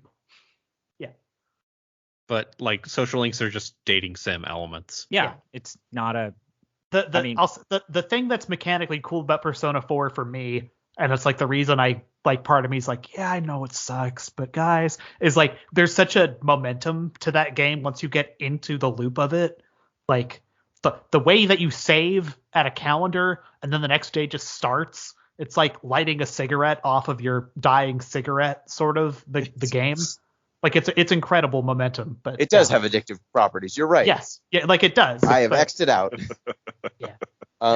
Speaking of addictive properties, is the pity system worth mentioning? yeah. Gino, this is where your horrible addiction So- comes to So fruition. let me tell you something. In most gotcha systems, The only option is to keep throwing money in, and there's no guarantee you ever get what you want. Gotcha, But in Griecco. Omnia, if you just if you spend on the Gino, did on you the see that pull that you therapist want, that we told you to see about whenever you bring up Opera Omnia? you get what you want. You get what Opera you Omni want. is pretty good. If you save up your gems, you can get what you want. Cross it off. It's fine. We can cross it off. I'm just saying it's one of the better gotcha systems. Most gotchas don't. Gino, They as did. someone it's who still a literally gotcha system. It's like saying this brand of heroin is less dangerous for my person than black tar stuff. I want to also say this about heroin doesn't kill people as Yeah. much. Yeah. I want to say this about Unsighted. I literally watched a stream in which Gino was able to sequence break Unsighted as a result of the double hook shot and like completely like skip entire sequences and levels in that game. I feel like it's broken. I think that is a selling point instead of a detriment. Can we actually change that then to like Unsighted letting you craft and sequence break the Yeah. game? Yeah. Because I watched a speed run of Unsighted and shit's crazy. I did not enjoy Unsighted almost at all, but I think it probably belongs in this category because I can see the depth in it. Clearly, there's a lot of it. It's not a Jeff game by any stretch of the imagination, but it's very cool. Yeah. Okay, I've now changed it from double hook shot to intentional sequence breaks, with the double hook shot being like one of the standouts. Damn. All right. I changed it and now there's a conflict. Mine was craft the double hook shot and more. I don't That's think good. That's good sales copy. Just Yeah. just the whole game Unsighted. Anyway. All right. It sounds like we might need to do a rundown again where everyone Yeah. says what their vote is because Who's actually standing up for stuff? What do we got? Jeff. Jeff, you go first. Oh boy. Someone. Oh man. Grandia 2 is cool. Someone's got to say it. Okay. I like. Grandia 2's combat system is fantastic card it on has. paper. Good. Yeah. Right? Like. Pete, you've actually played the combat system for Grandia. It's the Ubisoft little princess Child of girl. Light. Child of Light. It's basically Child of Light stole Grandia 2's combat Oh, system. shit. No, I need to look up Child of Light to remind me what it is. It's the one that fucking Everyone Right. talks in iambic pentameter. Oh, that one? yeah. Oh, it's, yeah. It's, I mean, that one was cool. Yeah, I like that. so it's basically I'm not going that to vote combat for system. it, but it was cool. It is a JRPG combat system all about basically stuffing the enemy's attacks over and over again by timing your attacks correctly. And if not for the part where you can get through 90% of the encounters in that game by spamming AoE spells, I would vote for it. Yeah. Someone's got to vote for this though. Yeah, I hear it's So better what on is your hard vote then, difficulty. Braden? My vote is on Super Hot, because Super Hot is a game so good. They just, in Dusk, they made a power up that is literally just turns the game into Super Hot.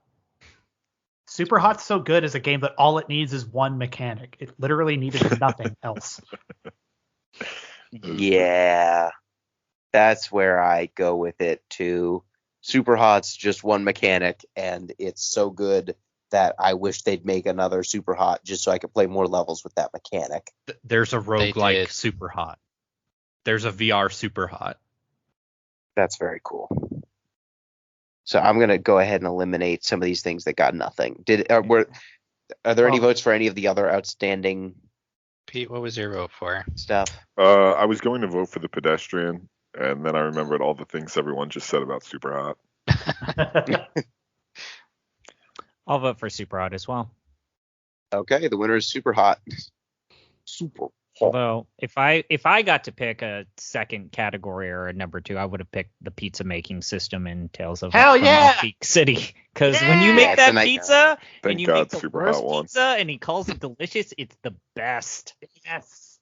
I don't think the pizza is actually the selling point. I think the fact that all the characters like relate to the pizza in different ways when you make it for them, that's very good. Yes, I like that they're like, yes, you've added gummy worms. Quite a choice. All right. So next category, we have biggest disrespect of the player's time with the nominees: Loop Hero, Final Fantasy VII Opera Omnia, Dragon Age Origins, Shin Megami Tensei Persona 4, Inscription, Draken, The Sacramento Kings, Unsighted, and G-String. Can we actually eliminate the good games on this list? And the Sacramento Kings. Which ones are the good games? I would say Persona 4 is not a waste. Even though you all made the executive decision that it wasn't the time commitment that you wanted to make, I would argue that Persona 4 is a seminal work of art, despite its rough edges, and basically laid the groundwork for Atlas to be the major game developer and publisher that they are today. We also just established you could beat Unsighted in about like 10 minutes. Yeah, Yeah, but I feel like the first playthrough is where you get the disrespect. I just assumed that's. Go ahead. Sorry. Because once you play Unsighted the first time, you're like, oh, it takes like 5 hours, and then you play it again, you're like, wait, you're just gonna let me make all this stuff from the jump? Then you're like, well, why the fuck did I do all that stuff? Yeah. Why did I do all of that? that's fair. That's why I put it on here. Probably not my vote, but also Dragon Age Origins feels like a stretch to call it a disrespect. I don't know. think That game a is slog, long and boring Yeah. for so many parts. and I like Yeah. those kinds of games. For me, Y'all this over is here this, with your yeah. 2-hour story games and your 80-hour Final Fantasies, and you're like, oh, this is too much. But even I, who likes the real time with pause and the fantasy bullshit, I think Dragon Age Origins is a poorly paced one of them's. Yeah. I think this list could be Opera Omnia, Dragon Age Origins, and Persona 4, which I'm not saying it has to be, but that seems like a pretty strong list between the three of those. Have you I all mean, Opera forgotten? Omnia wins because it's gotcha Sure. and therefore is inherently disrespectful. Hold on. I feel like you all have forgotten just how many vents there were in G-String to crawl through. Just, good lord, the vents. Yeah, there were a lot of segments of G-String where it was like, well, But when you I guess I need consider to that, jump from a window ledge to another ledge to another ledge, and then I don't know where to go. but it was Where's a anything? single person's passion project. That doesn't they- change what I play. Like, they don't get. We had to play it. Yeah, like I'm proud of them for making it. Now take out some of the vents, and maybe you would have finished it in 8 years. I think even with 8 years, that game is going to be rough around the edges. That's a brushback. G-String. Yeah, I mean, I didn't enjoy playing any of it, and I got lost a lot. Almost immediately. I just want to say that for Loop Hero, which is a game I feel very lukewarm on, they patched that game at some point after release to make it less slow in spots. Cool. They made it go faster. Yeah, they made the Literally. idle part of that game less slow. Well, that's cool. I'm fine with eliminating it. I think an Inscription, it makes you play a lot more of it than I felt was necessary, but it's not a bad. Like it's doing something, and it ends in like 6 to 8 hours, I think, which is not that egregious when compared to some of these other games.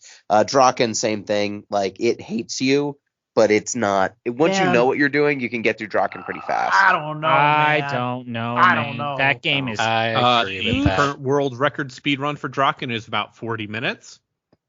Really? That does Yes. sound like a lot, actually. So Wow. But I don't think it's a Draken- disrespect of players' time. Draken does try to make you learn a fucking extra language so you can read things. So like that's very disrespectful. But Wait, do you have to read the things? Yes, you have to read You don't runes have that are to. untranslated in game. Nice. It's like Bioforge levels of shit. It It's also came bullshit. out in 1990. You say that as if that's a complete excuse. it Think was of the game. Think of the games that came out 1990 and even before.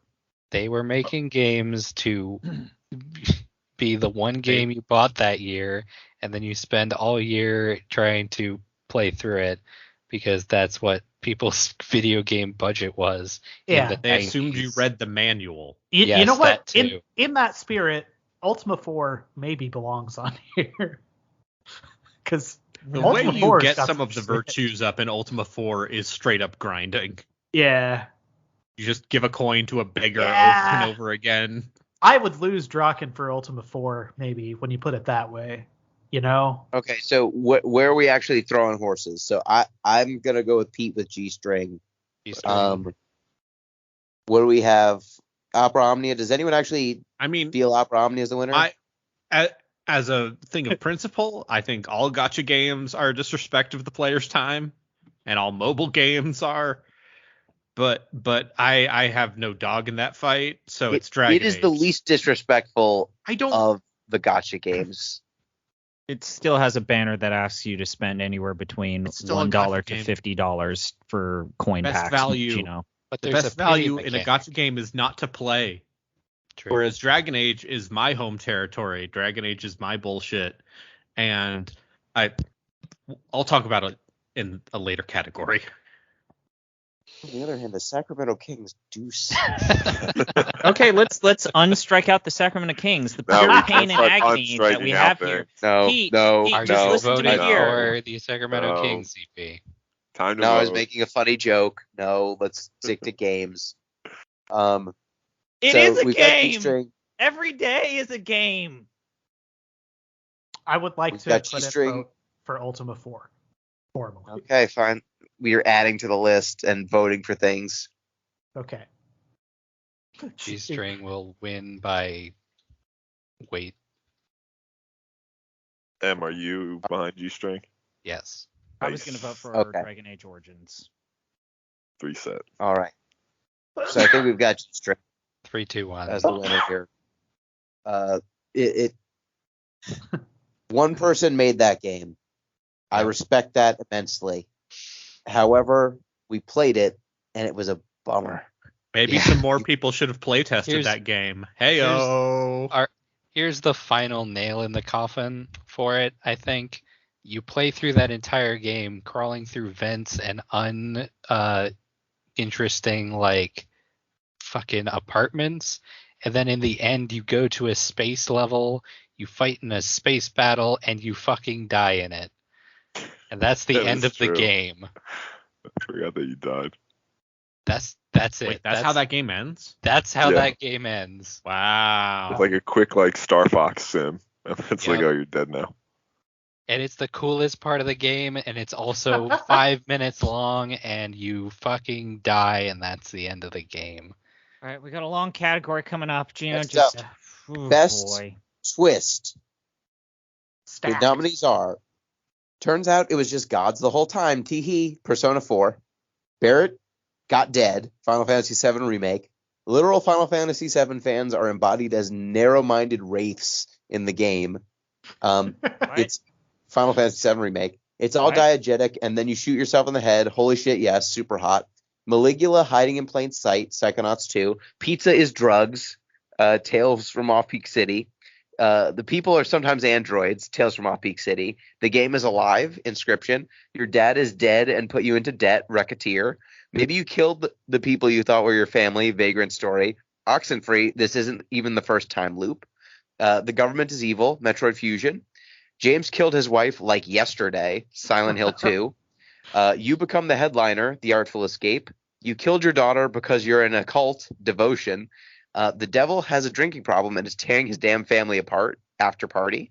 The cat is a boss. Oh no. Tecmo Secret of the Stars, aka Aquatalian. The teen lied about her boyfriend and her uncle and her uncle gets to clean it up. Wide Ocean Big Jacket. The True Identity of Nick John Smith. Psychonauts 2. 10 minutes of painstaking exposition. The Silent Hill movie. The only answer to save your whole party is for someone to bone Morrigan. Dragon Age Origins. The whole third chapter is a depressive internal monologue. Get in the car, loser. Even the sky itself fucking hates you. Draken. And it's Bug Snacks all the way down. Bug Snacks. Incredible list. Okay. It's way too long. We just gotta This list vote. is too Right. long. We just So have to pick we have our to do the thing where choices. everyone runs down what their nominees are. We're not going to Yeah. spend this eliminating stuff. Yeah, So there are too many. This Gino, is a great start category. this. What are you voting for, Gino? Oh boy, this is a great one. I'm gonna go with James killed his wife like yesterday. Okay. Pete, what is your nomination? It's Bug Snacks all the way down, especially like that they threw a little Latin flair in there at the end. Latin, the classic language, not, Latin. M, what is your nominee? This isn't even the first time loop, Oxenfree. Okay. Jeff, what is your nomination? Just one? God. Yes. Pick your favorite. Narrow-minded wraiths from Final Fantasy VII. It's got to be. That's pretty good. Okay, Braden. See, I think the ARG stuff with Inscription is a pretty good twist, but that is part of the game, but it's also not part of the game. It counts. How do y'all feel about secret Nazi demon games? Yeah, that does happen in Inscription. That happens in Inscription. It is Nazi code. Yes, the old data. Let me just go ahead and change Inscription's "The Game is Alive" to "The Game is Alive because Like people Nazis." went to those coordinates in real life, and Daniel Mullins left something for them. Yep. Like the ARG Okay. shit in Inscription is pretty good, I've but changed. also the part where Inscription itself is a game that is animated because of The escape room stuff in Inscription is really Yeah. good. secret Nazi demon code. There are multiple twists in Inscription, and I know that we need to separate that with the best twist, but I'm also voting for Inscription. Okay, so we've got James, Silent Hill 2. He killed his wife like yesterday. And you find out. This isn't even the first time loop, Oxenfree. Your character gets, it's like you run into shadow versions of yourself, and it turns out that those are earlier iterations of the loop. The game is alive because of Nazi code in Inscription. The game is coded by, at least in world, the explanation for why Inscription is the way it is that Nazis used demonography. They took a haunted game from the Yes. Soviets took this game from Adolf Hitler's corpse, Yep. and then the CIA smuggled it out during What? the Cold War, What Yep. the and fuck then Yes. it was are you talking contained in a about? video game. Yes. Yep. Fine. And this was all solved through an ARG. That's definitely the most twist. Quantity of twist. It's And then- impressive, honestly. And then Final Fantasy VII, like the whole time you're playing Remake, there are these wraiths that every time a character is going to do a thing that won't make them do the thing they did in Final Fantasy VII original game, they show up and like twist their ankle or something and be like, aha, I guess you're going to do the thing you did in the first game. And then at the end of the game, you keep defying them until they form a giant, horrible wraith, and you break free from the restrictions of the past and you kill them. Just the gall to rightly just laugh in these people's faces while you make the thing they've been asking for 20 years, basically. I have to admire that. And the way they do that is very, very, very clever. Maybe even best comedy. It the sense has a that- very strong Hideaki Anno vibe to it. Yeah. Mm-hmm. You know, shout outs to both of the twists in Psychonauts 2, probably my runners up. They were very good. Yeah. But I can't not do the remake one. I was going to mention the one thing that I would say in favor of Bug Snacks is how they maintained that game being an E for everyone video game for fucking years. They did. And they were able to keep that fucking guys up for a very long time. Yeah, it's weird as shit. Can I speak up Does about that mean this? Nazi Yes. code wins with 2 votes? Well, I mean, I think we can have that discussion. Does anyone want to move off of their votes or anything? Because it's Bug Snacks all the way down is pretty strong. James, like when the item in your inventory changes from like here's a letter from your dead wife and you can read it, and then it flips to being a blank sheet of paper towards the end of the game because no one wrote him a letter because the town drew him there to kill him for being a piece of shit. That's pretty good. I don't know. It is very, very good. I just like it was clear that James did something from the very beginning, though. Like Yes. James was clearly a piece of shit of some sort. Yeah. He used to be a piece of shit, but he's not a piece of shit anymore. But he used to be. Right. Okay, if James is not going to win, I'm going to change my vote in that case. Probably to the FF7 fans are embodied as narrow-minded race. Goddamn right you are. That you have to kill. Well, I because Literally kill 20 plus years of fan expectations. I'm not an intellectual coward like Gino, so I'm going to stay with my choice of Bug Snacks. Respect. I have to appreciate the balls of steel it takes to pull that shit in Final Fantasy VII, a game that many people have strong opinions on. So I'm going to change mine from Oxenfree to Final Fantasy VII. Yeah, we did it. We did it. Got it done. But Excellent. I still respect Oxenfree's horror aspects. Props to the All right. Maligula bit. Yes, Mhm. props to Maligula, props to Ford Crawler's Shattered Mind. Shout outs to all those things. All right, so the winner of Best Twist is literal FF7 fans are embodied as narrow-minded wraiths in the game, FF7 Remake, with runners-up Inscription and Bug Snacks. Worst game of our year, 2021. The nominees are almost everything off the deep end played. We've got Draken, we've got Dragon Age Origins, Tecmo Secret of the Stars, The Sacramento Kings and Luke Walton, G-String, Cloudpunk, one of those Lord of the Rings Third Age games, probably something off the deep end played, and 12 minutes. 12 minutes shouldn't be on here. Yeah. But it Let's- is didn't the play worst it. game. Most of us probably played it. I think there's a reason it wasn't covered. That thing. Yeah, 'cause it sucks shit. That game is catastrophically bad.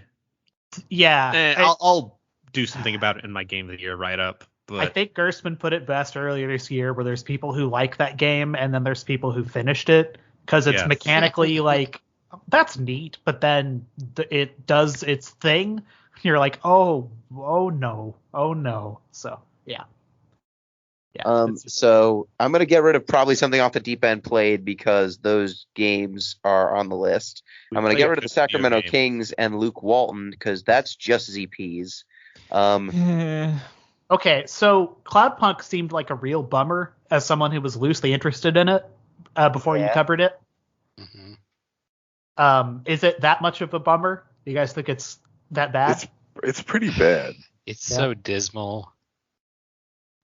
It's bad. I wouldn't throw my if I had to pick, I would pick G-String before I picked Cloudpunk.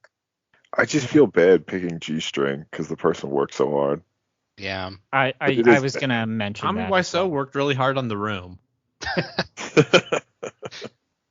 I also want to say, Alexandra, friend of the site, friend of Deep Listens and Giant Bomb, Good friend of the show.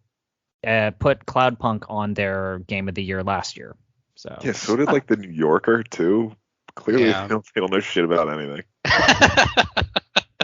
It seemed like a vibe game that I don't know. This sounds meaner than I mean it, but like lump it in with the Artful Escape or something of like it's a vibe piece, but maybe not like a ludic It's a experience. Bad vibe piece. If you want to feel gross. Although I got that feeling more from G-String too. And also G-String was not good to play. Which is Yeah. a shame. All right. I want to So- Alright. I want to give So- those games fair shift because I don't want our mess to totally dominate this So- category. everybody, Even though I think Dragon it could. Age. Yeah, sure. Can I talk about Dragon Age?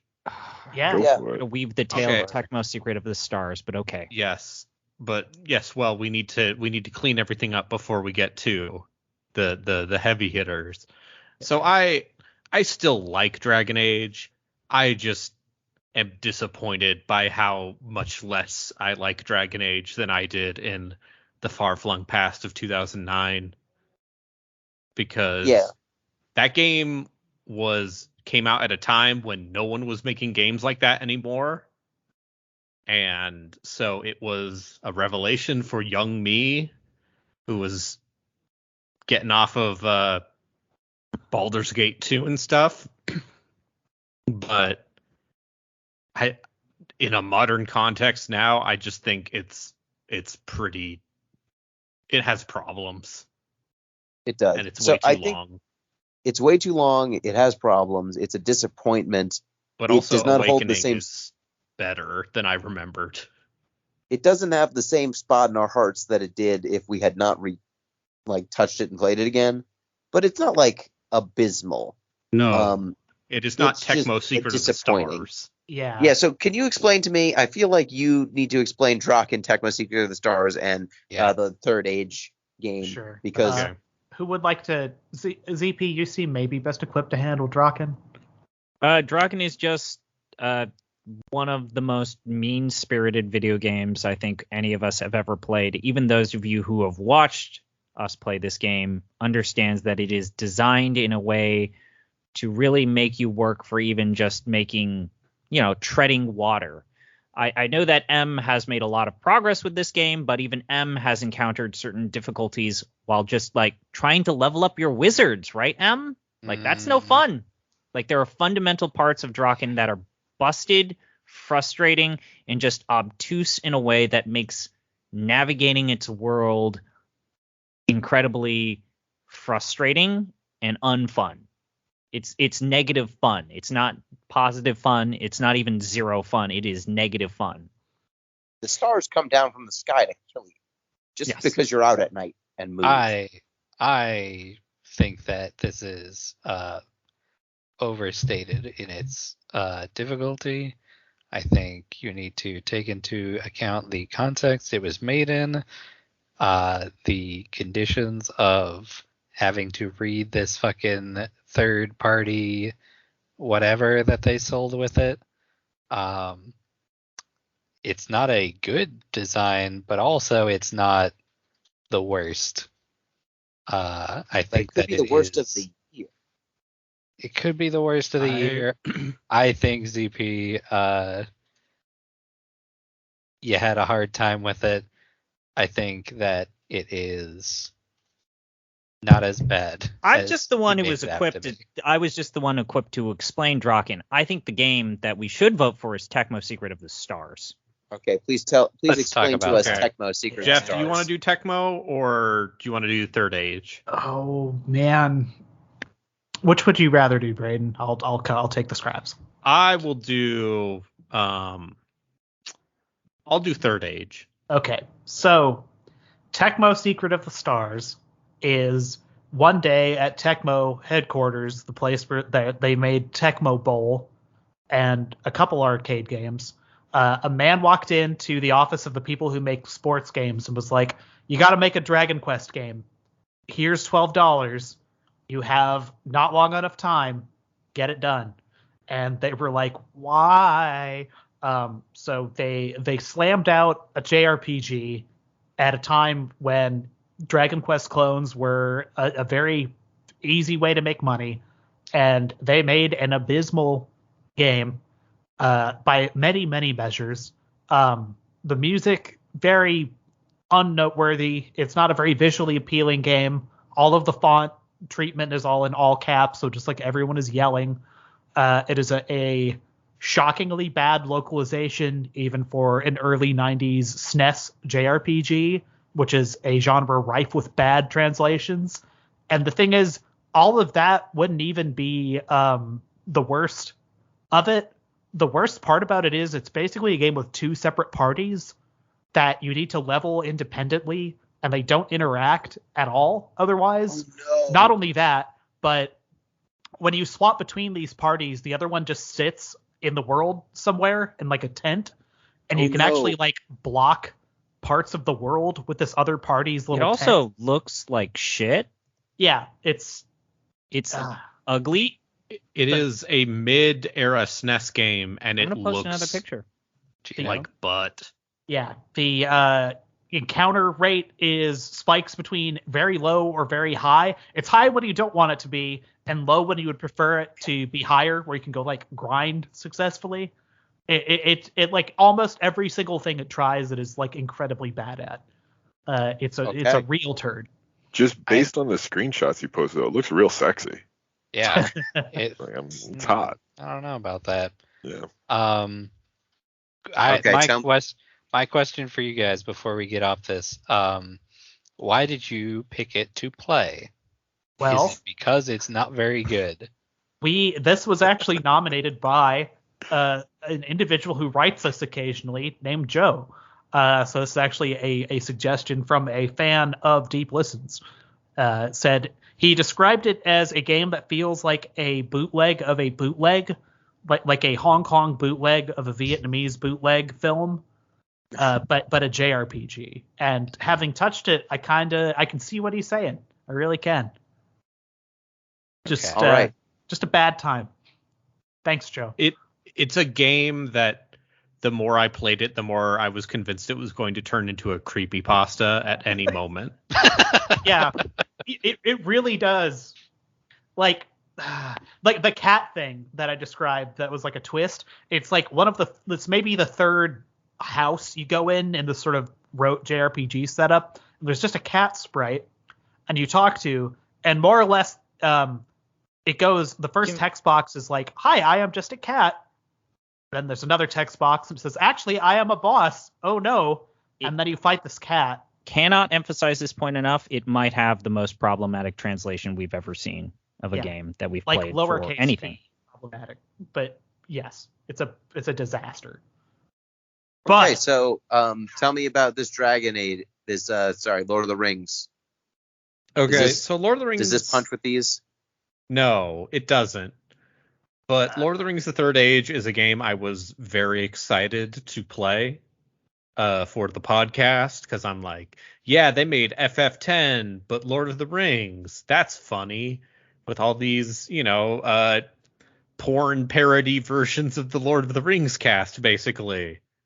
And it has a weird development story. And then it turns out the story of the game's development is the most interesting part. Is Because they Gimli made it in 8 Waka? months. Gimli's not in the game. Gimli? Oh. No, I'm sorry, Hadhod. Yeah. The dwarf OC Do Not Steal, Yeah. based on some extra from a background shot of the movie.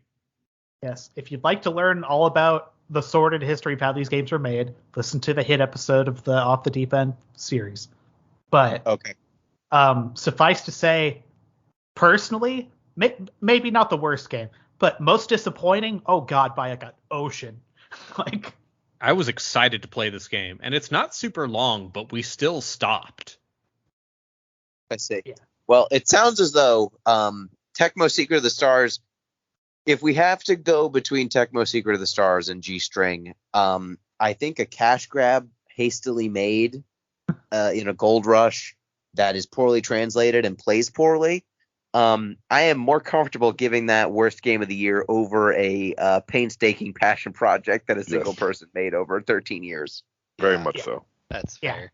Very telling that they did not. Some of the people that worked on Secret of the Stars went on to work on Monster Rancher, but otherwise, Isn't this the game where someone from Final Fantasy 15 ended up working on this game? Yeah. Kitase. I think. Yeah, Right? Your favorite person in the world, Gino. Was it Kitase Kitase or Tabata? it was Tabata. Yeah, Regardless. we should look this up to fact check it. But one of the people is basically a Final Fantasy brand person now, worked on the translation. It was basically the first thing they ever did in the video game industry. So, like, fun fact. So, worst game of our year, 2021. Oh, there's also a racist Kitase's caricature. Yeah. Tecmo Secret of the Stars. Tecmo Secret of the Stars, worst game of our year. I won't post an 2021, image of runner-up- that, though. Congratulations. G-String. Congratulations, fuck off, Tecmo, Secret of the Stars. Next up, worst story and/or written dialogue: Cloudpunk, G-String, Tecmo, Secret of the Stars again, Lord of the Rings: Third Age, Silent Hill 2, After Party, and A King's Tale: Final Fantasy 15. What was the name of that J drama we watched that's related to Final Fantasy 14? Dad of Light. Yeah, Dad of Light that is is in the fine. non-game category. Let's go still ahead and put think Kingsglaive Is in here. Is are this we counting Kingsglaive as a? I just want to call out that it's bad. We'll talk about it more and how it's bad later. Okay. Does Dragon Age Origins belong in this category? No. Am I being too mean? No. Okay. It's just boring. I Yeah, think it's the just not story as is I don't know if it fine. hangs here. Sharp as it used to be. Just thought I'd float it out there. Okay. It's just a bummer. It's not bad. So Silent Hill 2 has the worst voice acting, but I think the story is actually good. It's at least interesting. Yeah. King's Tale, there's barely anything to it. I can't get mad at King's Tale. It's like a throw-in game that it's a beat 'em up. Yeah. You know, it's fine. Go After download it now Party- before they delist it. After Party does not punch with these. No. I think we're back to G-String and Tecmo Secret of the Stars again. I And I think think you're we right. go with the same thing. I think Yeah, the Cloud- winners. Yeah. Cloudpunk's Yeah. fun, I think but it's atmospheric. But It's not by- like the story. yeah. Hit and miss is a better term to use to describe Cloudpunk. Yes. Some of Okay. them And I are think- funny. So here's my The case. problem I with Lord think- of the Rings Yeah. is that there isn't any writing at that game. It's just Which is why Sir I Ian actually was McKellen. gonna move towards Lord of the Rings. Yeah. Oh, really? I'm with ZP here because like oh they put dialogue in this. It's just all terrible. it reappropriates actual scenes from the movie. Like they're like, we don't know what to put in this part of the game. Let's just show a movie clip out of context from the Lord of the Rings movie where this happened. Yeah. Like this game is basically you walk forward in a very boring JRPG dungeon and then a prompt comes up and says hit X and Ian McKellen will tell you about the Lord of the Rings films. And he's like, all this interesting stuff is happening. You have a different part to play in the story, though, because you're about 10 minutes We should behind. also the talk about the ending of this game, which we did not get to because we did not finish it. Yeah. But your team of 4 mooks decides, you know what? This Sauron guy, he's a real big poopy head. And so they climb up to the tower of Mount Sauron. They meet the giant eye of Sauron. They fight the eye of Sauron and then defeat him without destroying the ring. I'm sorry. Yeah, you get teleported from Pelennor Fields to Barad-dûr and fight the Eye of Sauron as the final boss because they literally could not figure out any other way to end the game. Like, Fuck. imagine Final Fantasy X's last boss fight, but it's just the fucking Eye of Sauron, and you're just like throwing Waka's ball at it. Like, Okay. It's So amazing. it sounds like the winner is Lord of the Rings: The Third Age Console Edition. Yeah. that Just game's the gotta characters aren't characters. Yeah. It's just a game where Sir Ian McKellen tells you about more interesting things. I or remember this tells- part of this movie that I filmed tells when I you was about the 68 years old. characters that you are playing. He's like, yes, this dwarf is slow to trust, and it's like, yeah, that'd be great if you showed this in the interactions between the characters. It's literally all tell and no show. This Okay, game was made in 8 excellent. months. Excellent. Yeah. So the winner of worst story and/or written dialogue is Lord of the Rings: The Third Age, with runners-up G-String and Tecmo Secret of the Stars. Yeah. All right. So now we're on to some of our personal awards. Pete, it's time for the John Paul Sartre Memorial Award for the Yes. game that best expresses the ultimate futility of the human condition. Oh, gosh. Go ahead. Yes, my favorite category. So nominees include also games that I didn't play, but I'll list them anyway. Cloudpunk, Final Fantasy. What do the O's stand for? Opera Omnia, Dissidia, Opera. Omnia.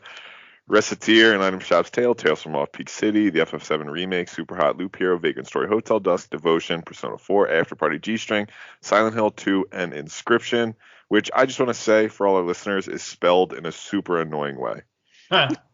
So my choice, Which was done for trademark reasons, which ties into the category. my guess was going to be SEO reasons, which are equally as annoying.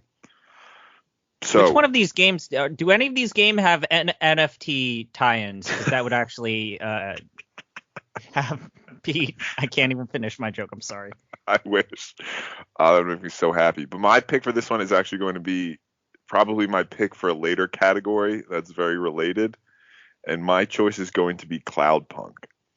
Because here's a game where you just sort of serve as a delivery driver caught in the cog of this machine that just sort of chews up and spits people out, both living and automaton. And to cap it all off, you don't escape your debt after death. Once you die, they will still come for their money, and they will turn you into a cyborg or some sort of android weird program thing that just works until it crumbles into dust and vanishes into the ether. And I think that, fairly well sums up the ultimate futility of the human condition. Excellent. So the winner, Thank you for that. the Mhm. Trenchy for the game that best expresses the ultimate futility of the human condition is Cloudpunk. Next up, we have my award, Gino's Platypus Award for Game That Should Not Be. It is an award that mirrors the homely platypus, a creature that is both duck and also mammal and also lays eggs and also is venomous. It is a And hodgepodge of a beast. It's also like it could be handheld. They're very small. Very tiny.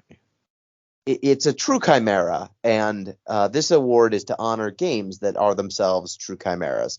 We have Dissidia, Final Fantasy Opera Omnia, Vagrant Story, Final Fantasy VII Remake, Psychonauts 2, Draken, Tales from Off-Peak City Volume 1, Inscription, and Bug Snacks. So my thinking here is there's two games on this list that kind of stand out the most. They are FF7 Remake and Psychonauts 2, because both of these are games that took 10 plus years to make. They have shown up in multiple iterations. We basically thought neither one of these games was ever going to get released. It seemed like both of them were dead for very long times. Final Fantasy VII Remake was a joke. Like Sony would show it at press conferences to show off their new technology, and then they would not announce the game. Psychonauts 2 went through crowdfunding.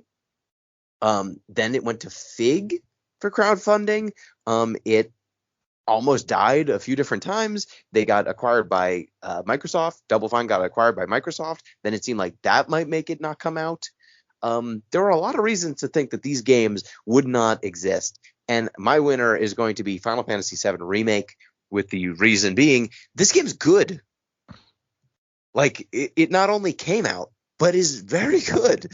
It is Square finally figuring out how the fuck to make an active time battle system, like an action game with Final Fantasy roots without completely forsaking those roots, and delivering a story that is like complete and enjoyable.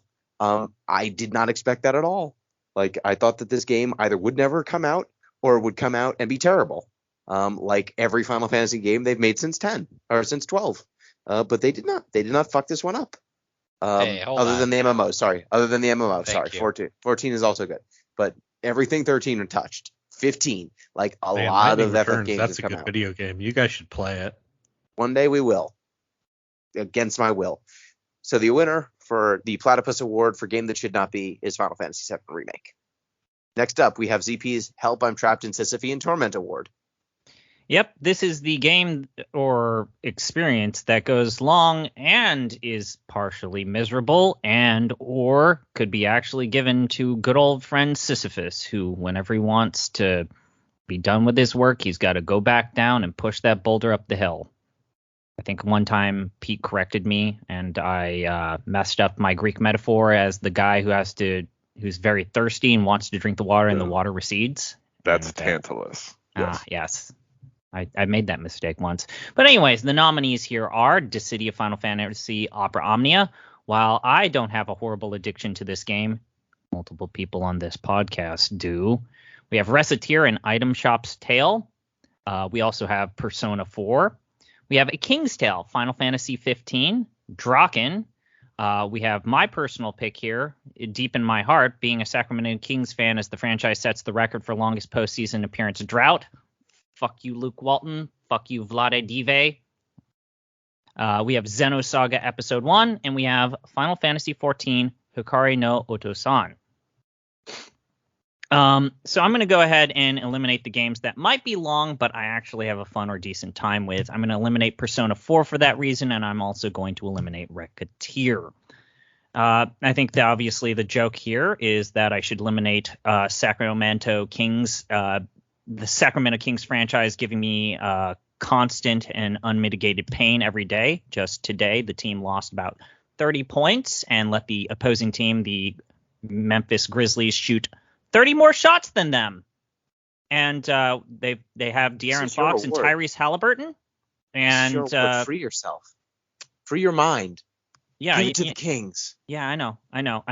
But they played multiple games with De'Aaron Fox and Tyrese Halliburton, and both of the coaches that have since succeeded Luke Walton have decided that the primary ball handler should be Terrence Davis. They're consistently starting Mo Harkless over Tyrese Halliburton, even after firing Luke Walton. So Hikari no Final Fantasy XIV, that J drama is bad, but it's short. King's Tale is short. This leads Draken, Xenosaga, and Dissidia, Opera Omnia, on the table. I'm willing to say that my failures with Draken are my own personal failures. And I think... And then there were two. Opera Omnia is a good game.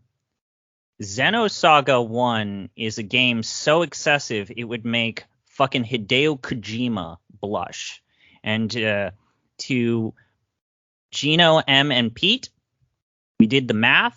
If you were to take all of the cutscenes in Xenosaga Episode 1 and piece them together, you would make a 7-hour and 15-minute long movie. Nope. Fuck yeah.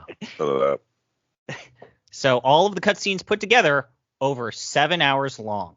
On top of that, when we do You're the saying off this the deep like end, it's a bad thing. Yeah. if we did the off the deep end podcast, 2 dungeons, which probably represent at least half of the gameplay of the game that we actually played, 2 of the dungeons there might have been some of the worst dungeons we've ever played. So I'm actually going to go with Xenosaga Episode 1. Not necessarily that it is the worst game on this list. Not necessarily because it is the best game or the longest game, but it is the wildest, longest journey you will ever subject yourself to, and I am still enamored with what we tried to, before you kicked me off, like, I can recite actual scenes from that game, and I still sound like a crazy person. Don't. Like I'm living an actual fever dream. I'll mute you. No, don't. Next It'll up, crash let's finish up each of the personal awards. M, your Sheeple Award next. So M's Sheeple yes. Award for most wildly overstated / overrated. Yes. The nominees are Dragon Age Origins, Final Fantasy VII Remake, Super Hot, Loop Hero, Oxenfree, Devotion, Shin Megami Tensei Persona 4, Psychonauts 2, The Artful Escape, Silent Hill 2, Inscription, and Cloudpunk. This one's tough. There's a lot of games here that I could take a pot shot at, particularly some that people probably are fans of. I don't think it's going to be something like Shin Megami Tensei because that game is fine. Psychonauts 2, also pretty good. You liked Artful Escape as well. I also liked Artful Escape. I don't even know why that's on here. I don't think I put it on here. Cross that one off. The ones that are standing out to me right now, Dragon Age Origins. Let's see. Loop Hero. I'm gonna mark these as we do. And I think I want to say Silent Hill 2 because we played it and it's iffy, but also I can respect it for what it's done. Did Cloudpunk really get on a bunch of lists? Yes. The New Yes. Yorker The New Yorker did. Well, was yes. like, look, what you really need to play this year is Cloudpunk. Was it 2019? I forget the year, but So what you need to understand is the future, it's a dystopia. Cyberpunk. Uh-huh. Yeah. Oh, Makes you Cyberpunk think. 2077. Yeah. Really makes you think. Yeah, Really makes you like, think. I think I'm really leaning towards Loop Hero or Cloudpunk. it was 'Cause- 2020 in the New Yorker, by the way, just to correct myself. Yeah, that makes sense. Can you post that article in the group chat? I would love Yes, to. please do. I would like to read this. Because Loop Hero was also very critically acclaimed for some reason, and then we played it. Yes. I seem to recall people commending it when that patch that we talked about came out. Did we play it before or after the patch? You played it before the patch. We played it Oh. before the patch, but like if your patch is we made it go twice as fast because it's an idle game. Like what are we doing here? All right, I'm not going to step over M's thing, but I definitely think my problem with Loop Hero is that it is neither a good idle game nor a good managing game. Yeah, It's both. Like that's the problem is it's stuck in between both of these things and right. it's not good enough at either. It does neither well. Jeez. Gotta pick one. I think we're gonna go for Cloudpunk because Well, goddamn New that Yorker's game own was Cloudpunk? fucking dismal. It made me not want to see a future at all because it was that Forbes loved that shit too. fright. Of course they fucking did. What more can you say about it? Oh yeah, let's see this article. Anyway, that's my vote for wildly overstated, overrated. It's always of always course they a good also one. liked Animal Crossing. That's the most pro-capitalist game ever as well. Fucking, I Next love up. this. Oh yeah, Next this all up. checks out. Simon Parkin. Next category, Jeff's old game Commendation. Hi, Jeff, why I'm don't you Jeff. explain the nominees? Sure. category? So there was this is consumed an existing category called Most Replayable Classic that was covered by this program. We between the Prime show and Off the Deep End covered a lot of games that are 10 plus years old. So it's my hard cutoff. You gotta be at least 10 years old. Gotta be old enough to take first communion or whatever. So. That's a deep Catholic cut right there. Yeah, Nice. Lutheran, goddammit. Oh, my bad. Throw your papists, goddamn. We nailed that thing to a door for a reason. Anyway, yeah. Making reformation. Yeah. So I got a list of games that we covered, and then I'm invoking the Braden redacted rule in his category and throwing in some old stuff I played. So my list is Vagrant Story, Metroid Fusion, Persona 4, Silent Hill 2, Ultima 4, Quest of the Avatar, Grandia 2, Suikoden 1, Xenosaga Episode 1, Dervils Are Mocked, Hotel Dusk, Lord of the Rings The Third Age, Arabian Night, Bahamut Lagoon, Soma Bringers, Revengers of Vengeance, East 3, Draken, I think you've heard of that, Fire Emblem 1, Shadow Dragon, etc., Tecmo's Secret of the Stars. And then in my own leisure time, I also got around to Jumping Flash, Kirby 64, Hoshido Kirby 64, Shenmue 2, Lynx 2004 for the original Xbox, Simple 1500, I think it's volume 56, The Sniper, which, yeah, it's volume 56, Rally Sport Challenge 2 for the original Xbox, and then Jack 3. So that's the old games I played to completion this year. So go ahead and shit can Bahamut Lagoon, Revengers of Vengeance, not good. East 3 I wish was good. It's got an incredible soundtrack. Draken, no thank you. Fire Emblem 1's pretty rough. Better games came out. Secret of the Stars, obviously not gonna hang here. Ultima 4, Special commendation to the Master System version, which combines the best features of. It's like the best possible version because it's instead of just a text parser, it's like a fill in the blank thing. Like if you've ever played Morrowind on a console, it kind of does that with the text. So that's probably the best version of the game to play now, but still doesn't hang here. Silent Hill 2, I've not really given its fair shake. Vagrant Story, I think, is not super approachable anymore to normal people. So just for being so opaque, I'm gonna shit can it from this list. It's fine, but it's my list, damn it. Fair. So that leaves me. I don't think I can realistically say Rally Sport Challenge 2 hangs here, but it's a great looking game. Kirby 64 I actually thought was a little dull. Jumping Flash, it's a neat, like, prototypical 3D It's got polygons. Platformer. Love the way It was a looked. tech demo that got Yeah. turned into a video game, kind of like great all of those tech demo. PS3 games with like the rubber ducks. So yeah, I'm going to cross that off. So we get in. It's the top game on the off the deep end list right now, and I think it's like a good intro to JRPGs, but perhaps a little too simple. So with all those crossed off, you're down to Metroid Fusion, Persona 4, Xenosaga 1, Arabian Night, which should already be crossed off. Lord of the Rings: The Third Age, both versions are bad. Shenmue 2, Lynx 2004, which I'll go ahead and cross. Sipple 1500, The Sniper. Yeah. Okay. So from that list, I'm going to go ahead and go to third place run to Sipple 1500, episode 56, The Sniper. It's an incredible piece of shit. Everyone should look at that game. It's awesome. You're a sniper. There's a plot.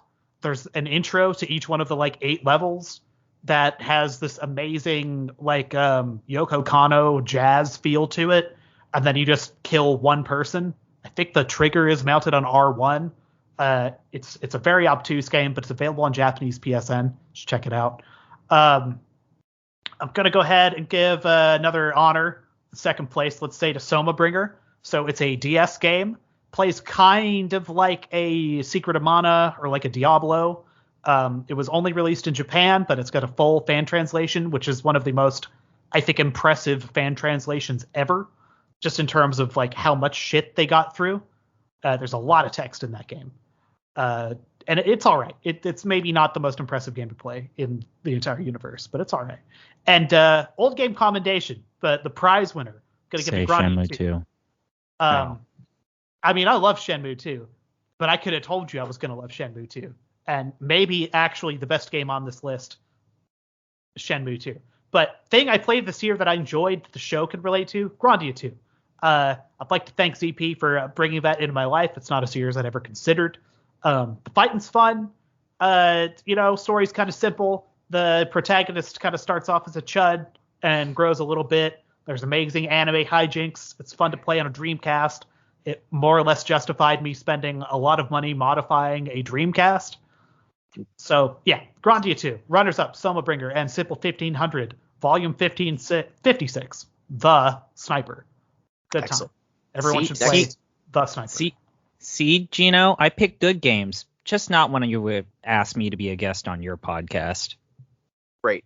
Next up, Braden ArbitraryWater Redacted presents the Dubious Championship League. All right. Go ahead. Ladies and gentlemen and non-binary folks of the court, what is dubious? What is dubiosity? How does one define a Merriam-Webster dubiosity? defines dubiosity. Is it a je ne sais quoi? So I put a couple games we played for the podcast and a couple games I played for my idiot streams, and I think dubiosity, there's a quality to it beyond just being merely bad. It has to be weird. Question: are the Doobie Brothers? Do they exude No. dubiosity? No. No? I mean, listen, I don't like the smell of weed. I'm sorry. But So, I yeah. do not think that by itself is dubious. I see. And if you want to Excellent. live your Go- dubious life, I go forward. Okay, so the games I have nominated: Draken, Daikatana, King's Quest VIII, Mask of Eternity, Tecmo Secret of the Stars, Mars Warlogs, Elder Scrolls Battlespire, Warhammer 40k Fire Warrior, Revengers of Vengeance, and Omega Labyrinth Life. Can you explain Omega Labyrinth Life? Yeah, let's talk about that really quick. This is a game that Gino and M joined me and you streaming it in a random Discord chat. Yeah. It is a mystery dungeon game in the grand tradition of Shiren the Wanderer, Izuna Legend of the Unemployed Ninja. What is the main selling point of Omega Chocobo Labyrinth, though? Mystery Dungeon, Pokemon Mystery Dungeon, Etrian Mystery Dungeon, Dragon Quest Mystery Dungeon, Toroneko. No. What's the main selling point for Omega Labyrinth Life? What the Omega Labyrinth series, because it's a series, and it started out on the Vita, which should tell you everything Legacy. you need to know about it. I feel like you're Legacy. burying the lead here, just based on the first paragraph of the Wikipedia page. So, What is the main selling point of Omega Labyrinth Life? their boobs get bigger as you progress further down the dungeon. Yeah, that's what Wikipedia says. The characters? What is Yeah. the first paragraph? Yes. So here's just the sentence. Protagonist Aina Akemiya searches for the holy grail of beauty in order to increase her chest size as she feels uncomfortable about that her sounds like small the first breasts. one. Oh, that's the first. I apologize. Yeah. I'm sure it gets deeper later on. Yeah. But yeah, no, listen, these girls are at this academy and they're all friends and they love planting flowers. And yeah, you plant they flowers, you engage in creepy etchy mini games. How do they figure out what items are good? You identify items by Placing them? by placing them between the female character's bosom, and So it's like a displacement thing. and It's just a massaging volume it. question. It's like when you put stuff in a pool and you're like, it's like 5 liters. This one floats. This one doesn't. It is currently $25 on the Nintendo Switch Are sale. you kidding me? Steal. $25? The Wait. PlayStation. No, What is the I normal paid price? $23. Excuse I mean, me. Talarico's right. There's porn on that Switch. There's porn on that Switch. So Can't afford not Braden, to buy it what- at these prices. It's typically bought it as a $49.99. This is a $50 game. Who wins? Who wins this category? Is this going to win the category? We're spending a lot of time if because it's not going to win. Here's the thing. The problem with Omega Labyrinth Life is that the video game part of it is remotely competent. Mm. It's fine. And yes. also, I will not apologize for my lifestyle. I can't. I've through my own horrible decisions, I clicked on Google image search, and I can't tell what is Peter, legitimate. no. I know what is legitimate game art and what is like fan drawn Let's just softcore porn. okay. I've Listen, been watching if- almost every single one of Braden's stream. I believe you said Mars Warlog might be the worst game you've ever finished to the Mars end. Warlogs is the worst game I have played on stream. Nice. But is it the most dubious? Okay, that's the game I confuse with that I Am Alive game in my head a No. lot. Is one of those empirically worse? I Am Mars Alive Warlogs has ideas. is okay. This is something I'm probably going to talk about at some point in the future, maybe write something about. But to talk about Mars Warlogs, one must talk about French RPG developer Spiders Sure. and their ongoing quest to make a weird, mediocre approximation of a BioWare game. Yeah, are they the I From- Define Cybermancy people, or am I No. conflating them with another No, the I Define French Cybermancy developer? people made the Warhammer shooter this year that was pretty good Okay, and also very weird. all right.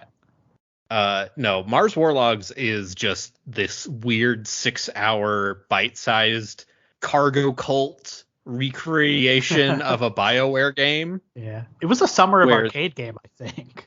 Right? Yeah, also it was a $15 Xbox Live Arcade game. And it's just like spiteful and mean-spirited and janky and bad. And I did not care for it. And I'm playing the Technomancer, which is the sequel to Mars Warlogs. Yeah, And- famously good. console port, Yes. Technomancer. It is that the problem with that game is that it is remotely competent and is just kind of boring. Yeah. But the actual winner for most dubious game is King's Quest VIII, because that game is a fucking weird platypus of poor choices where they, it killed King's Quest. It basically killed Sierra. And it is a weird adventure game RPG hybrid that doesn't quite understand either. And also it took me 5 hours to figure out how to run. Very good. That sounds terrible. Good to know. So your winner is King's Quest VIII, Mask of Eternity, Fuck Off Forever, with runners-up Mars Warlogs. Oh, and no, Omega not Fuck Labyrinth Off Life. Forever. It's the most dubious game. It is not the worst game. Okay. All right, back on to we're in the home stretch now.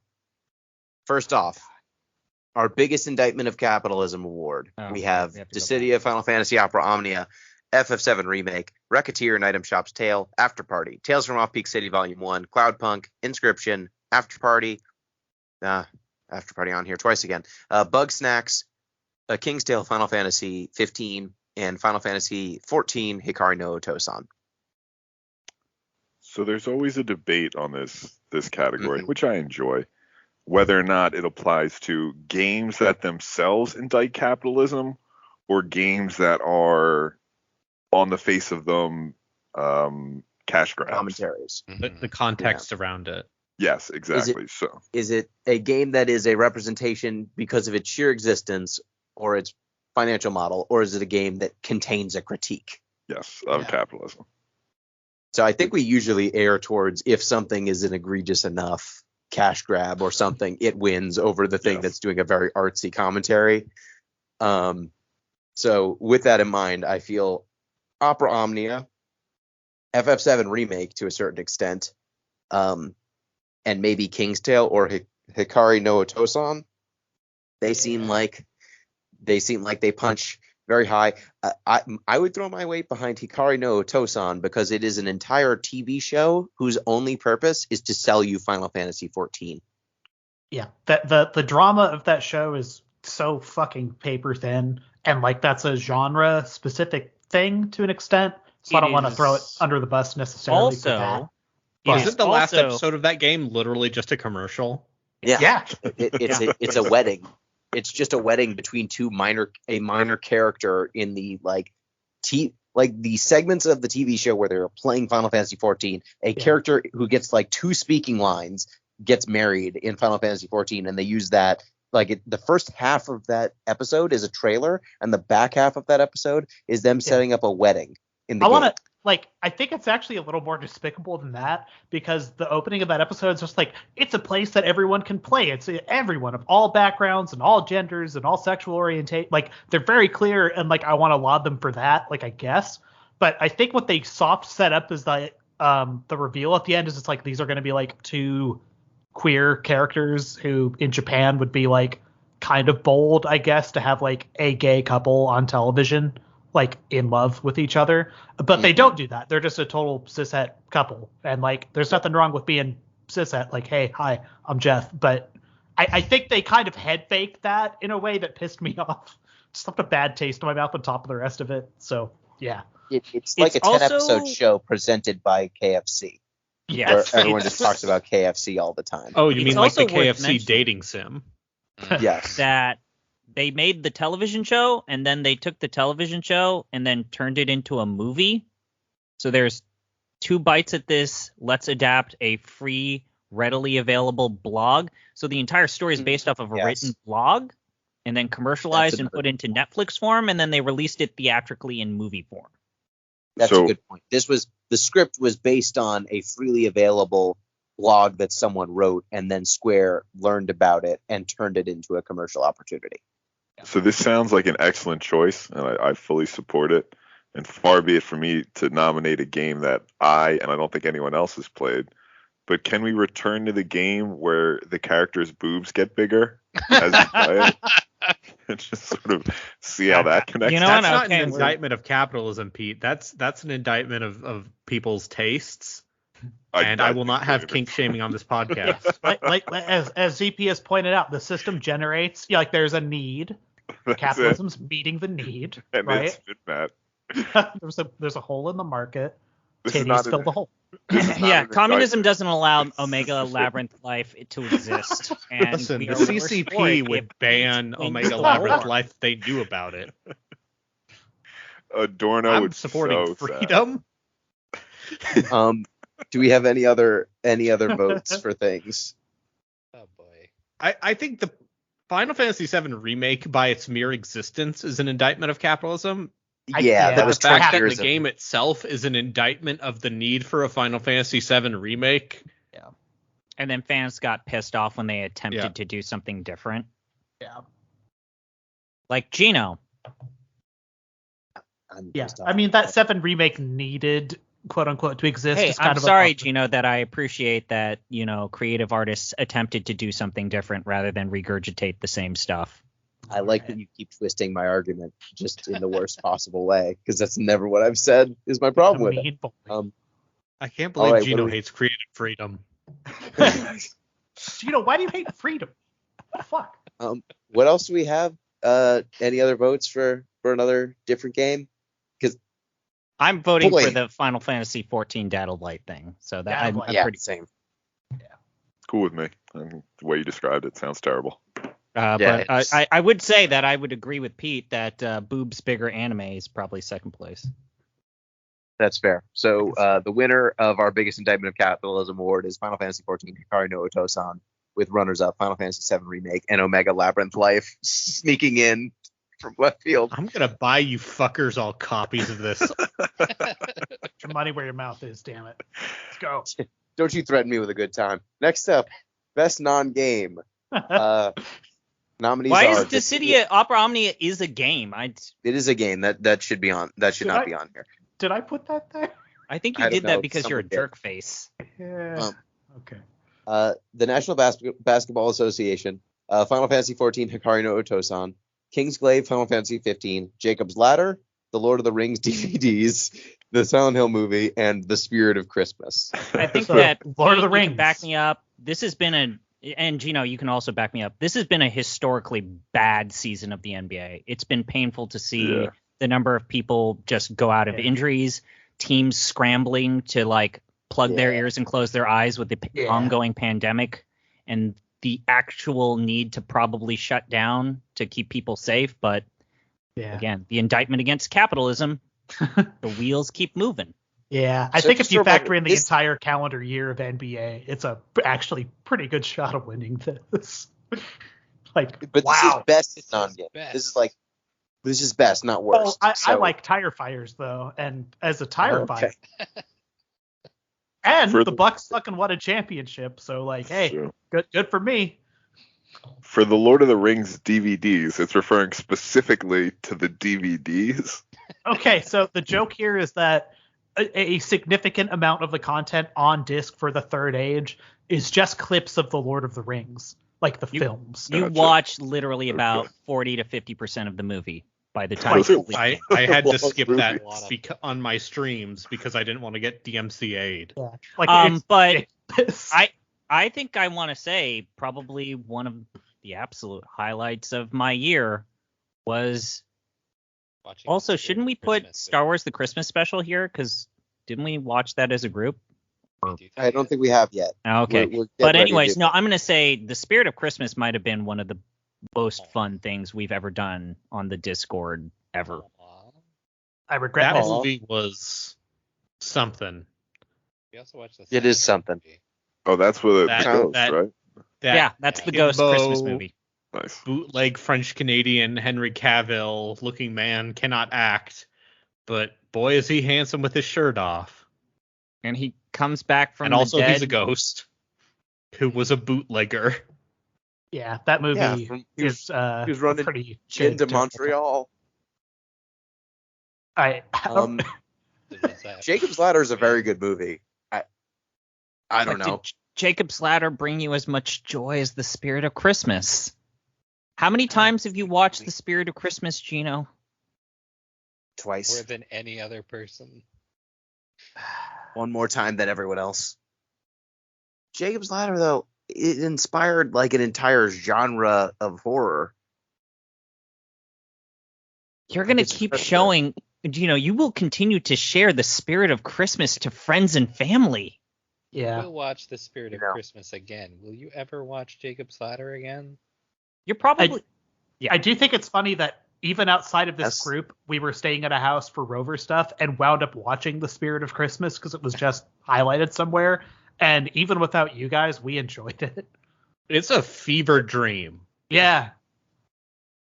So the winner of best Like, non-game it is Spirit of the Christmas. Spirit of Christmas is what I, person who does not watch holiday Hallmark romantic movie kind of movies, things. Yeah. thinks holiday romantic movies are. Yeah. I've watched about half a dozen this year because they're a thing we drink and watch this time of year. And Spirit of Christmas, pretty high up if I had to rank them. So That Silent Hill movie is good vibes, but that As a- podcast as a- movie with Melissa as Joan a Hart, piece of film, pretty good. We Not watched great. Handcuffed for the holidays with Melissa Joan Hart and Mario Lopez yesterday. It's all right too, but All right, so the winner of best non-game is the Spirit of Christmas. congratulations. I just forgot Yeah. that KFC also made a short form drama series starring Mario Lopez. It's great. Jesus. Great in scare quotes. I can't accentuate enough. My wife just opened the door when she heard the Spirit of Christmas and fist pumped Hell and yeah. then walked out. Nice. All right, so now we are up to the final, the big one, the big game of our year, 2021. The nominees are Cloudpunk, Dissidia Final Fantasy Opera Omnia, Dragon Age Origins, Recketeer and Item Shop's Tale, Tales from Off-Peak City Volume 1, Final Fantasy VII Remake, Project Triangle Strategies Demo, Super Hot, Wide Ocean Big Jacket, Loop Hero, Vagrant Story, Oxenfree, Hotel Dusk, Devotion, The Pedestrian, Metroid Fusion, Shin Megami Tensei Persona 4, After Party, G-String, A King's Tale Final Fantasy 15, Psychonauts 2, The Artful Escape, Get in the Car, Loser, Silent Hill 2, Inscription, Unsighted, Lord of the Rings Third Age Console, Lord of the Rings Third Age Game Boy Advanced Edition, Arabian Nights, Bahamut Lagoon, Somabringer, Grandia 2, Revengers of Vengeance, that's a real game's name, shit, Wise 3, Wanderers from Wise, Ys 3, Wanderers from Ys, Draken, Xenosaga Episode 1, Der Wilzermacht, Fire Emblem 1, Ultima 4, Bug Snacks, and Tecmo Secret of the Stars. Okay. So Gonna where preemptively we cross put our off chips? Most of the off the deep end games. Sure. But not all Cross of off as many as you want.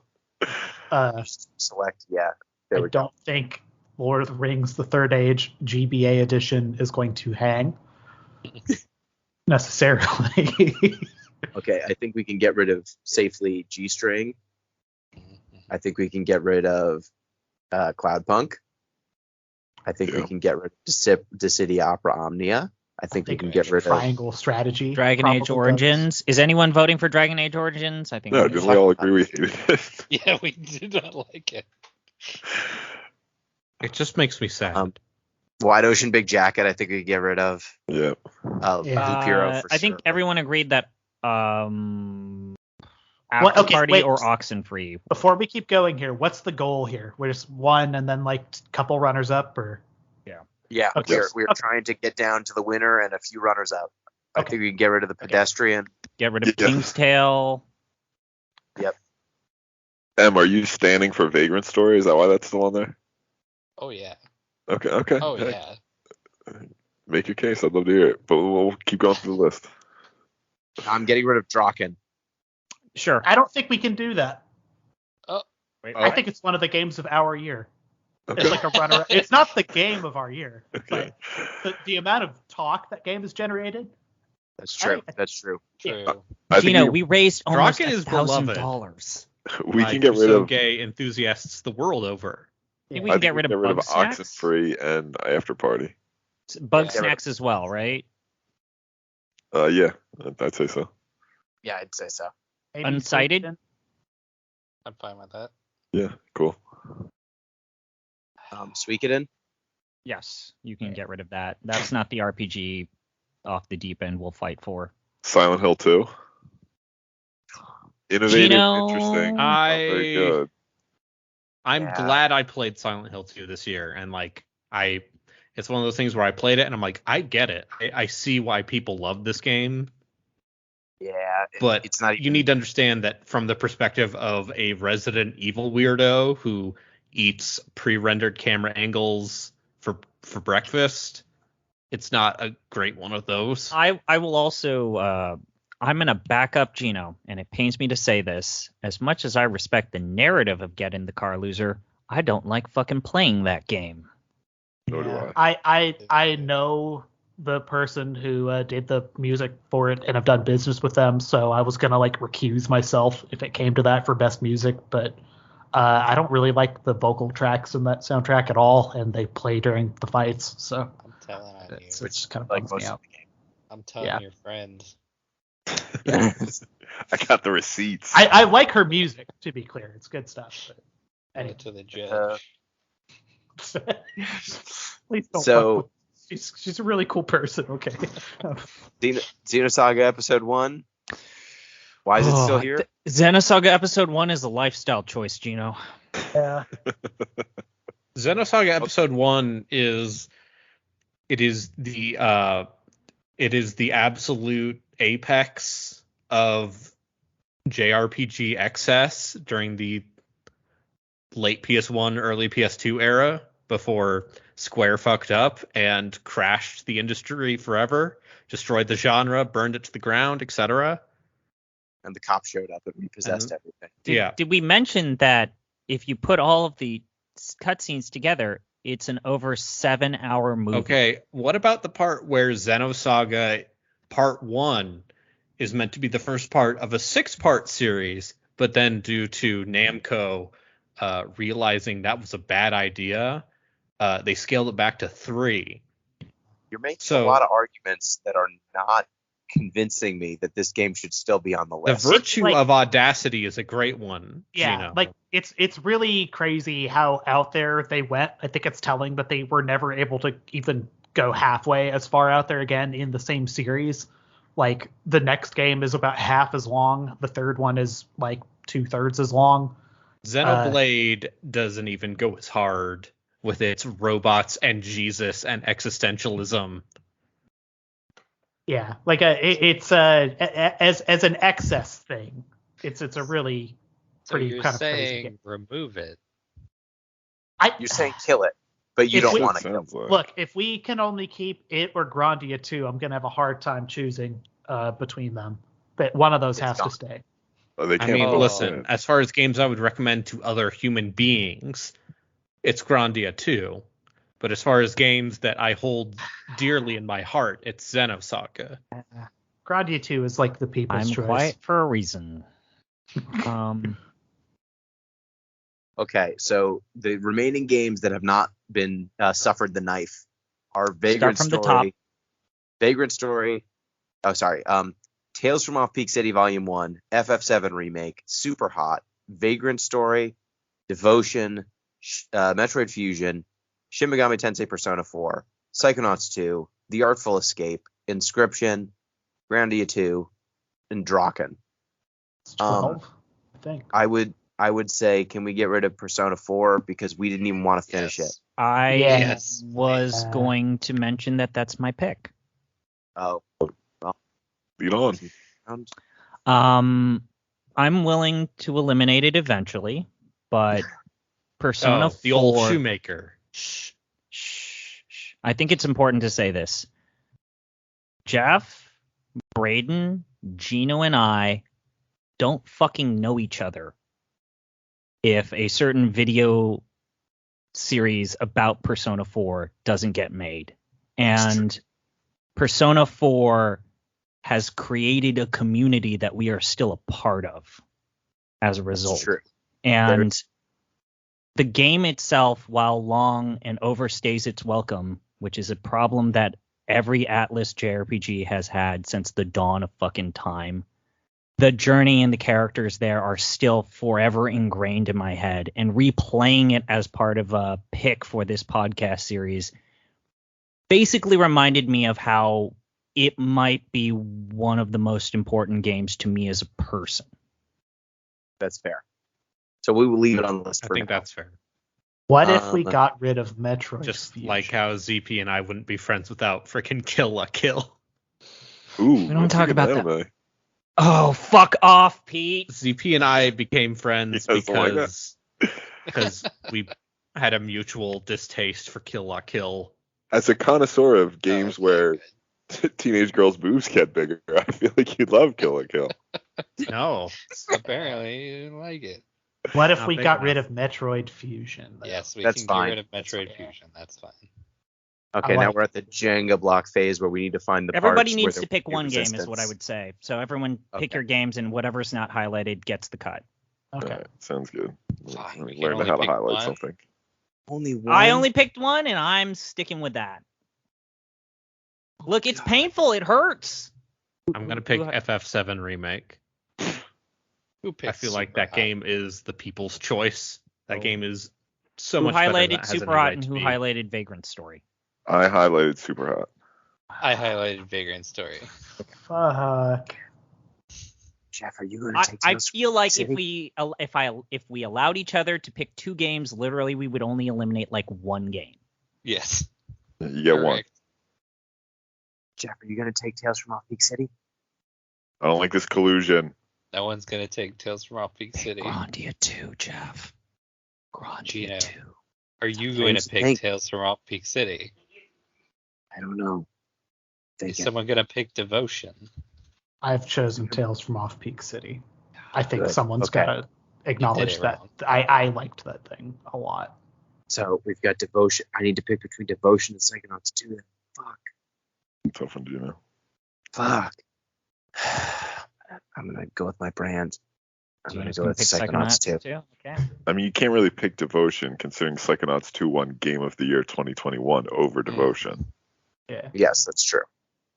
So we're going to lose Bye-Bye Artful Escape, Bye-Bye Devotion, Bye-Bye Inscription, Bye-Bye Bye-bye Drop. Grandia 2 and bye-bye Draken. Yep. So the remaining 6 games. You made are- Off Peak City completely unreadable, Jeff. Oh, oops. I'll fix It fits. Yeah, I guess you're right. It does Nope, fit. nope, it got the deleted. fuck? See, Oh. if once again, if playing Off Peak City with Gino while he was on pain medication from wisdom teeth surgery was a Cotton category, balls in that his would be mouth. Game of the Year for me. So we've got Tales from Off Peak City. Cat. Wow. We've got Final Fantasy VII Remake. We've got Super Hot, Vagrant Story, Shin Megami Tensei Persona 4, and Psychonauts 2. And now the knives are out. Who can be moved? I'm still Jeff, I'm still we've We've been curious. recording for I- almost yeah, 4 I- hours. I have I'm to willing pour my heart to out. I want to hear M's sacrifice defense of Vagrant myself. Story. You want to hear my thing for Vagrant Story? Yeah, Yeah, absolutely. I'm curious I don't how think- committed you actually are.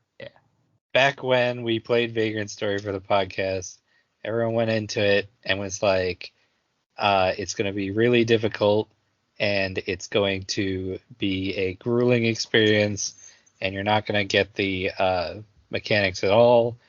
And then I played it and it's like, actually, this is a fascinating example of game design. It is a technological marvel visually, and I think the mechanics also are very much more depth than they let on. And I think the story, as we discussed in the drama category, fucking goes hard. It does. And it's probably I've been saying it since we played it, and it's like I'm gonna stick it out for Game of Our Year for this one because I think there's really something to it, and you might not like it. I'm putting my chips down. It's fair.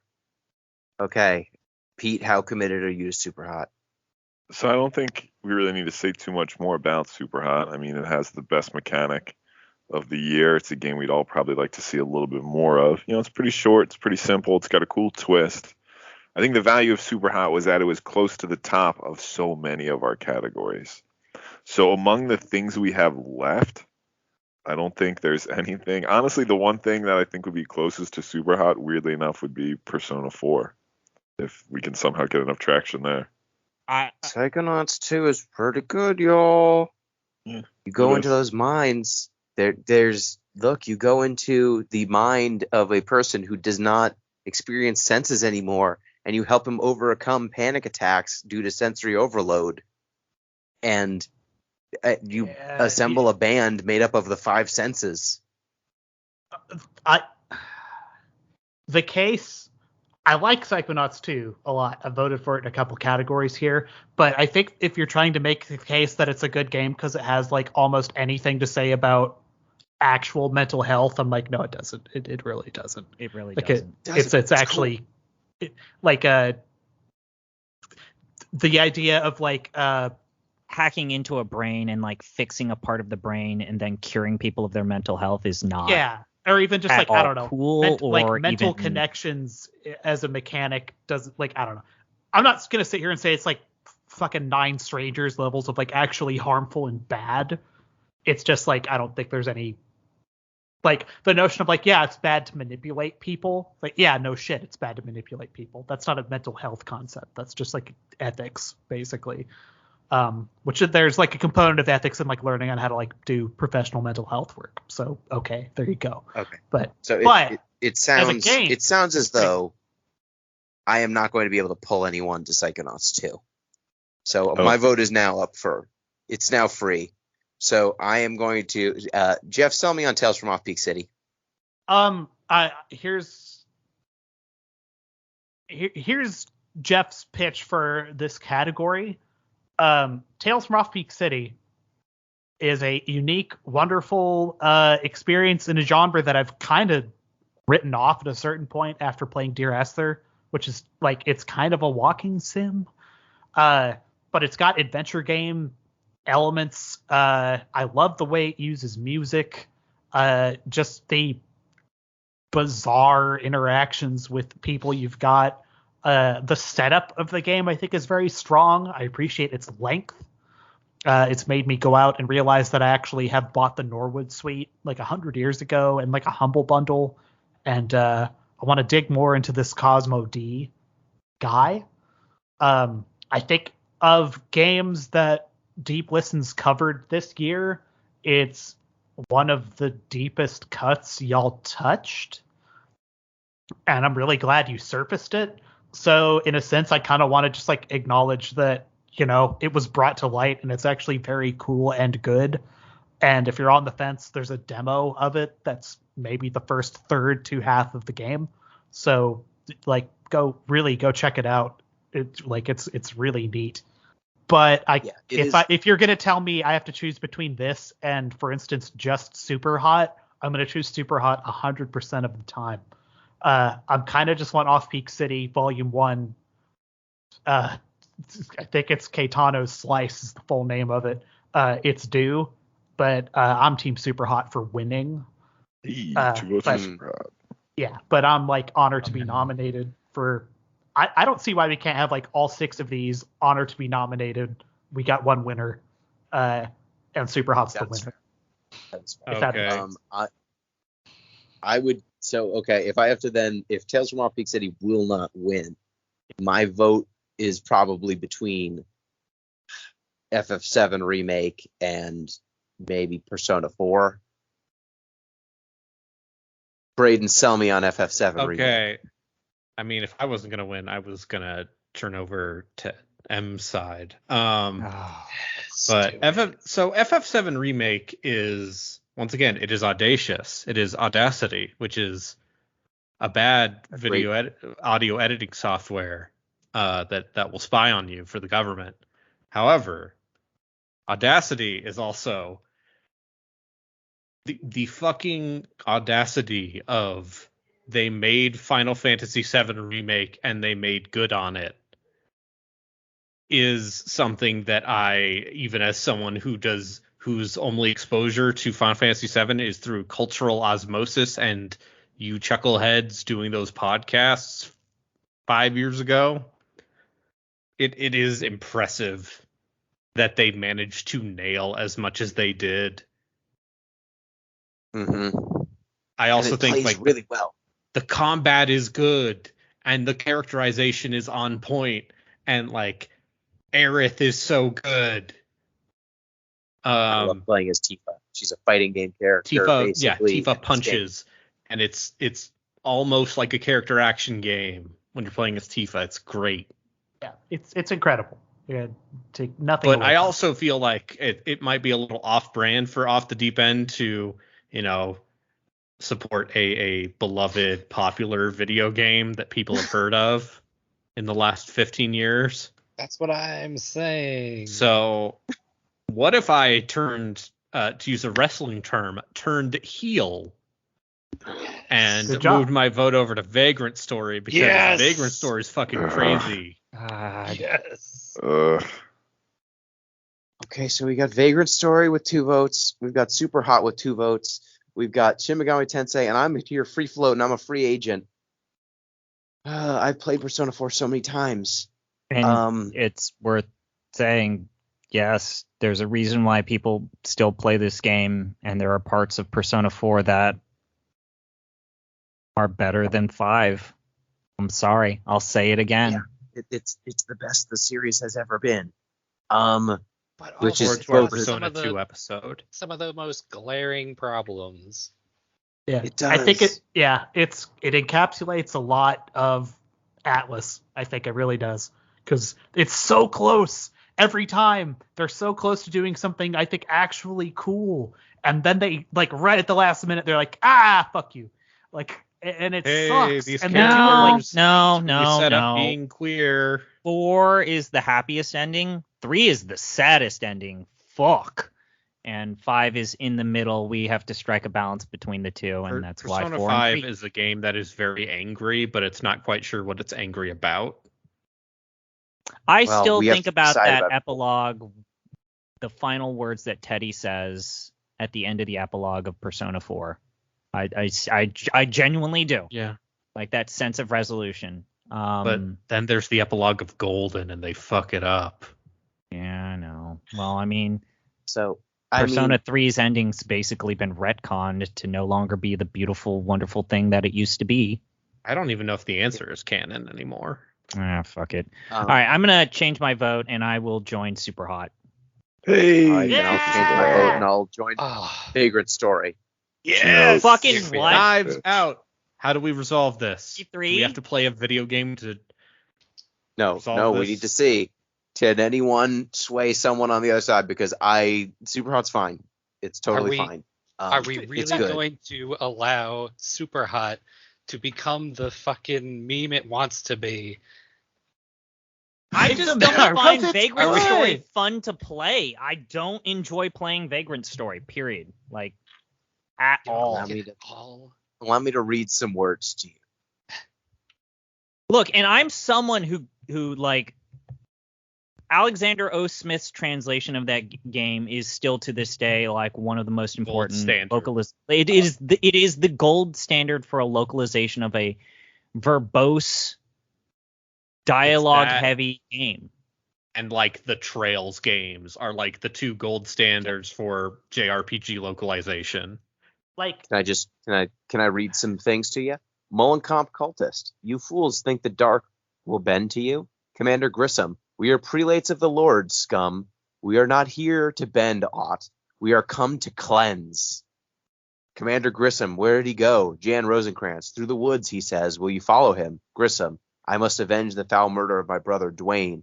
Rosencrantz, of course you must, but be wary, your foe is strong. Assless Grissom, chaps.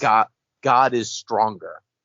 Yes, You know what I like? that's when the our game selling point. stops It is letting you the play the game thickest and game. talks to me for 15 minutes at a fucking Yeah, that's time. the other thing. You keep citing this dialogue. Yeah, The that's game why we literally like pauses for Xenosaga. like 20 minutes. Xenosaga also got cut off this list. Maybe we should cut Vagrant Story. I'm fucking kidding. There's not a universe where Vagrant Story is bad. It's like very good. It's like the polar opposite of Super Hot in a lot of ways, which is kind of cool. Like, it's a I've story. also a played dense story. Super Hot using a VR headset, and it is fucking wild. Oh, I like bet. Super Hot whips so much ass so hard, and then Superhot's very there's good. stuff on the mark. Like there's just a goddamn IRC channel you could just hang out in with like a fair amount of IRC bullshittery going on, and there's all these nested shitty screensavers and the terminal you can fuck with, and there's Tree Dude, and there's people who just legit post Tree Dude scores online. Like, this game has a game in it, y'all, and it's not amazing, but I think that the game has its twists. I think the final like reveal in terms of why Super Hot is decidedly very cool. it's such a cool idea, and like you can grasp it pretty quickly. I think. Mm. Again, these are just two very like almost diametrically opposed games philosophically. They are. But yeah, when you put them head to head, so- I will reach for Super Hot like 9 times on 10. Okay. 'Cause I ain't got to think So it too doesn't- much, and I ain't much for thinking. Right? I Darn think it's- tootin'. I think it's crazy that I'm the one who is not going for the hyperkinetic action game. Shooters are your brand, man. One of your brands. Well, my two brands, I realized for my game of the year, it's either a fast action game or a weird dense RPG. You And have to these are choose both. Come to the right fucking place. Welcome to Deep Listens. So I think pick a number. What do we do? Flip a coin? Oh no. I mean, if we have to do this, if no one will budge. Someone call Billy. Oh God. Oh no. Oh dear Lord. What's the drop chart look like in Vagrant Story? Oh, you Yeah. The want numbers the go chart? up. Honestly, Hold on. I've got the fucking chart. Oh, No. fuck, where is it? I'll resolve this. No. I know how to resolve it. Pete, look Yes. look into your heart. Can you find love for Jan Rosenkrantz or Romeo Guildenstern? Gino, let me answer your question with a question of my own. Yes. What game is most similar to Game of the Year, Valda's Story Abyssal City? Don't you put that on. Favorite story. Don't you bring. we will Don't just be don't you repeating tar. the crimes of the past by giving Vagrant Story this. So Okay. Gino, I'm gonna say no to you, but then I'm gonna throw you a bone afterwards.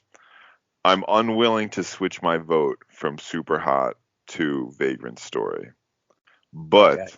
I also believe that as our intrepid leader and founder of the Deep Listens podcast, you are empowered to break tiebreakers. Okay. Gino would get. Gino two was votes. Kamala Harris.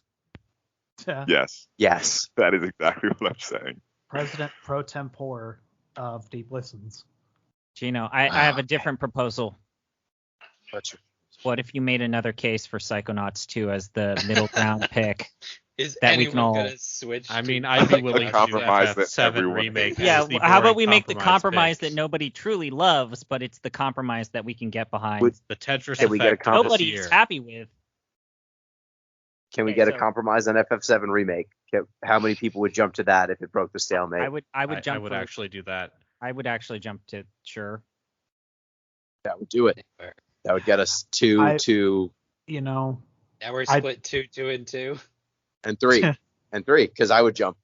I would jump to 7 remake.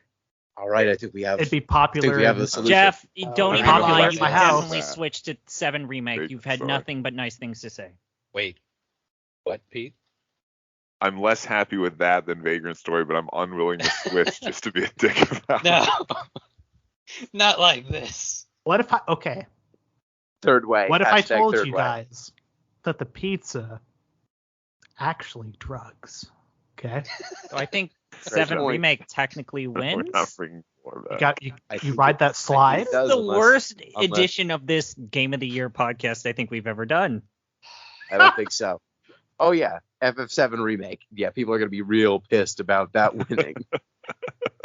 You don't even like Final Fantasy VII Remake, Gino? I do. I really enjoyed it. I do. I don't like how it ended, but I liked getting to that ending. I think these 6 games are I very can good count on representation. one hand the number of of the times site. I've heard M like actually physically angry, and this is one of them. I'm so offended right now. I mean, if I had to play FF7 I remake or said Vagrant Story compromise should again, have been Psychonauts, which would have been a little bit more palatable. But, well, okay, sure. 7 I mean, remake but wins. people would move to Psychonauts. I'm happy with it being Psychonauts. I mean, I want to play Vagrant Story, Oh god damn it! Vagrant Story's cool. but my support for with that Vagrant Story is more on principle than actual experience. All right, Whereas so I I think have we've got played a solution, FF7 Remake. Fuck Mullen and Camp. it's good.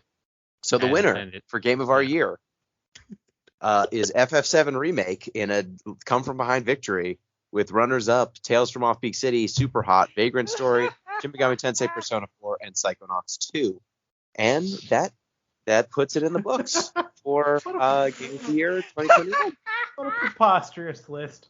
God help us. So just a run through, a reminder of what we've accomplished today. Game of Our Year winner, Not much, FF7 really. Remake. Game of the Year 2021, Psychonauts 2. Best Comedy, Get in the Car Loser. Best Horror, Devotion.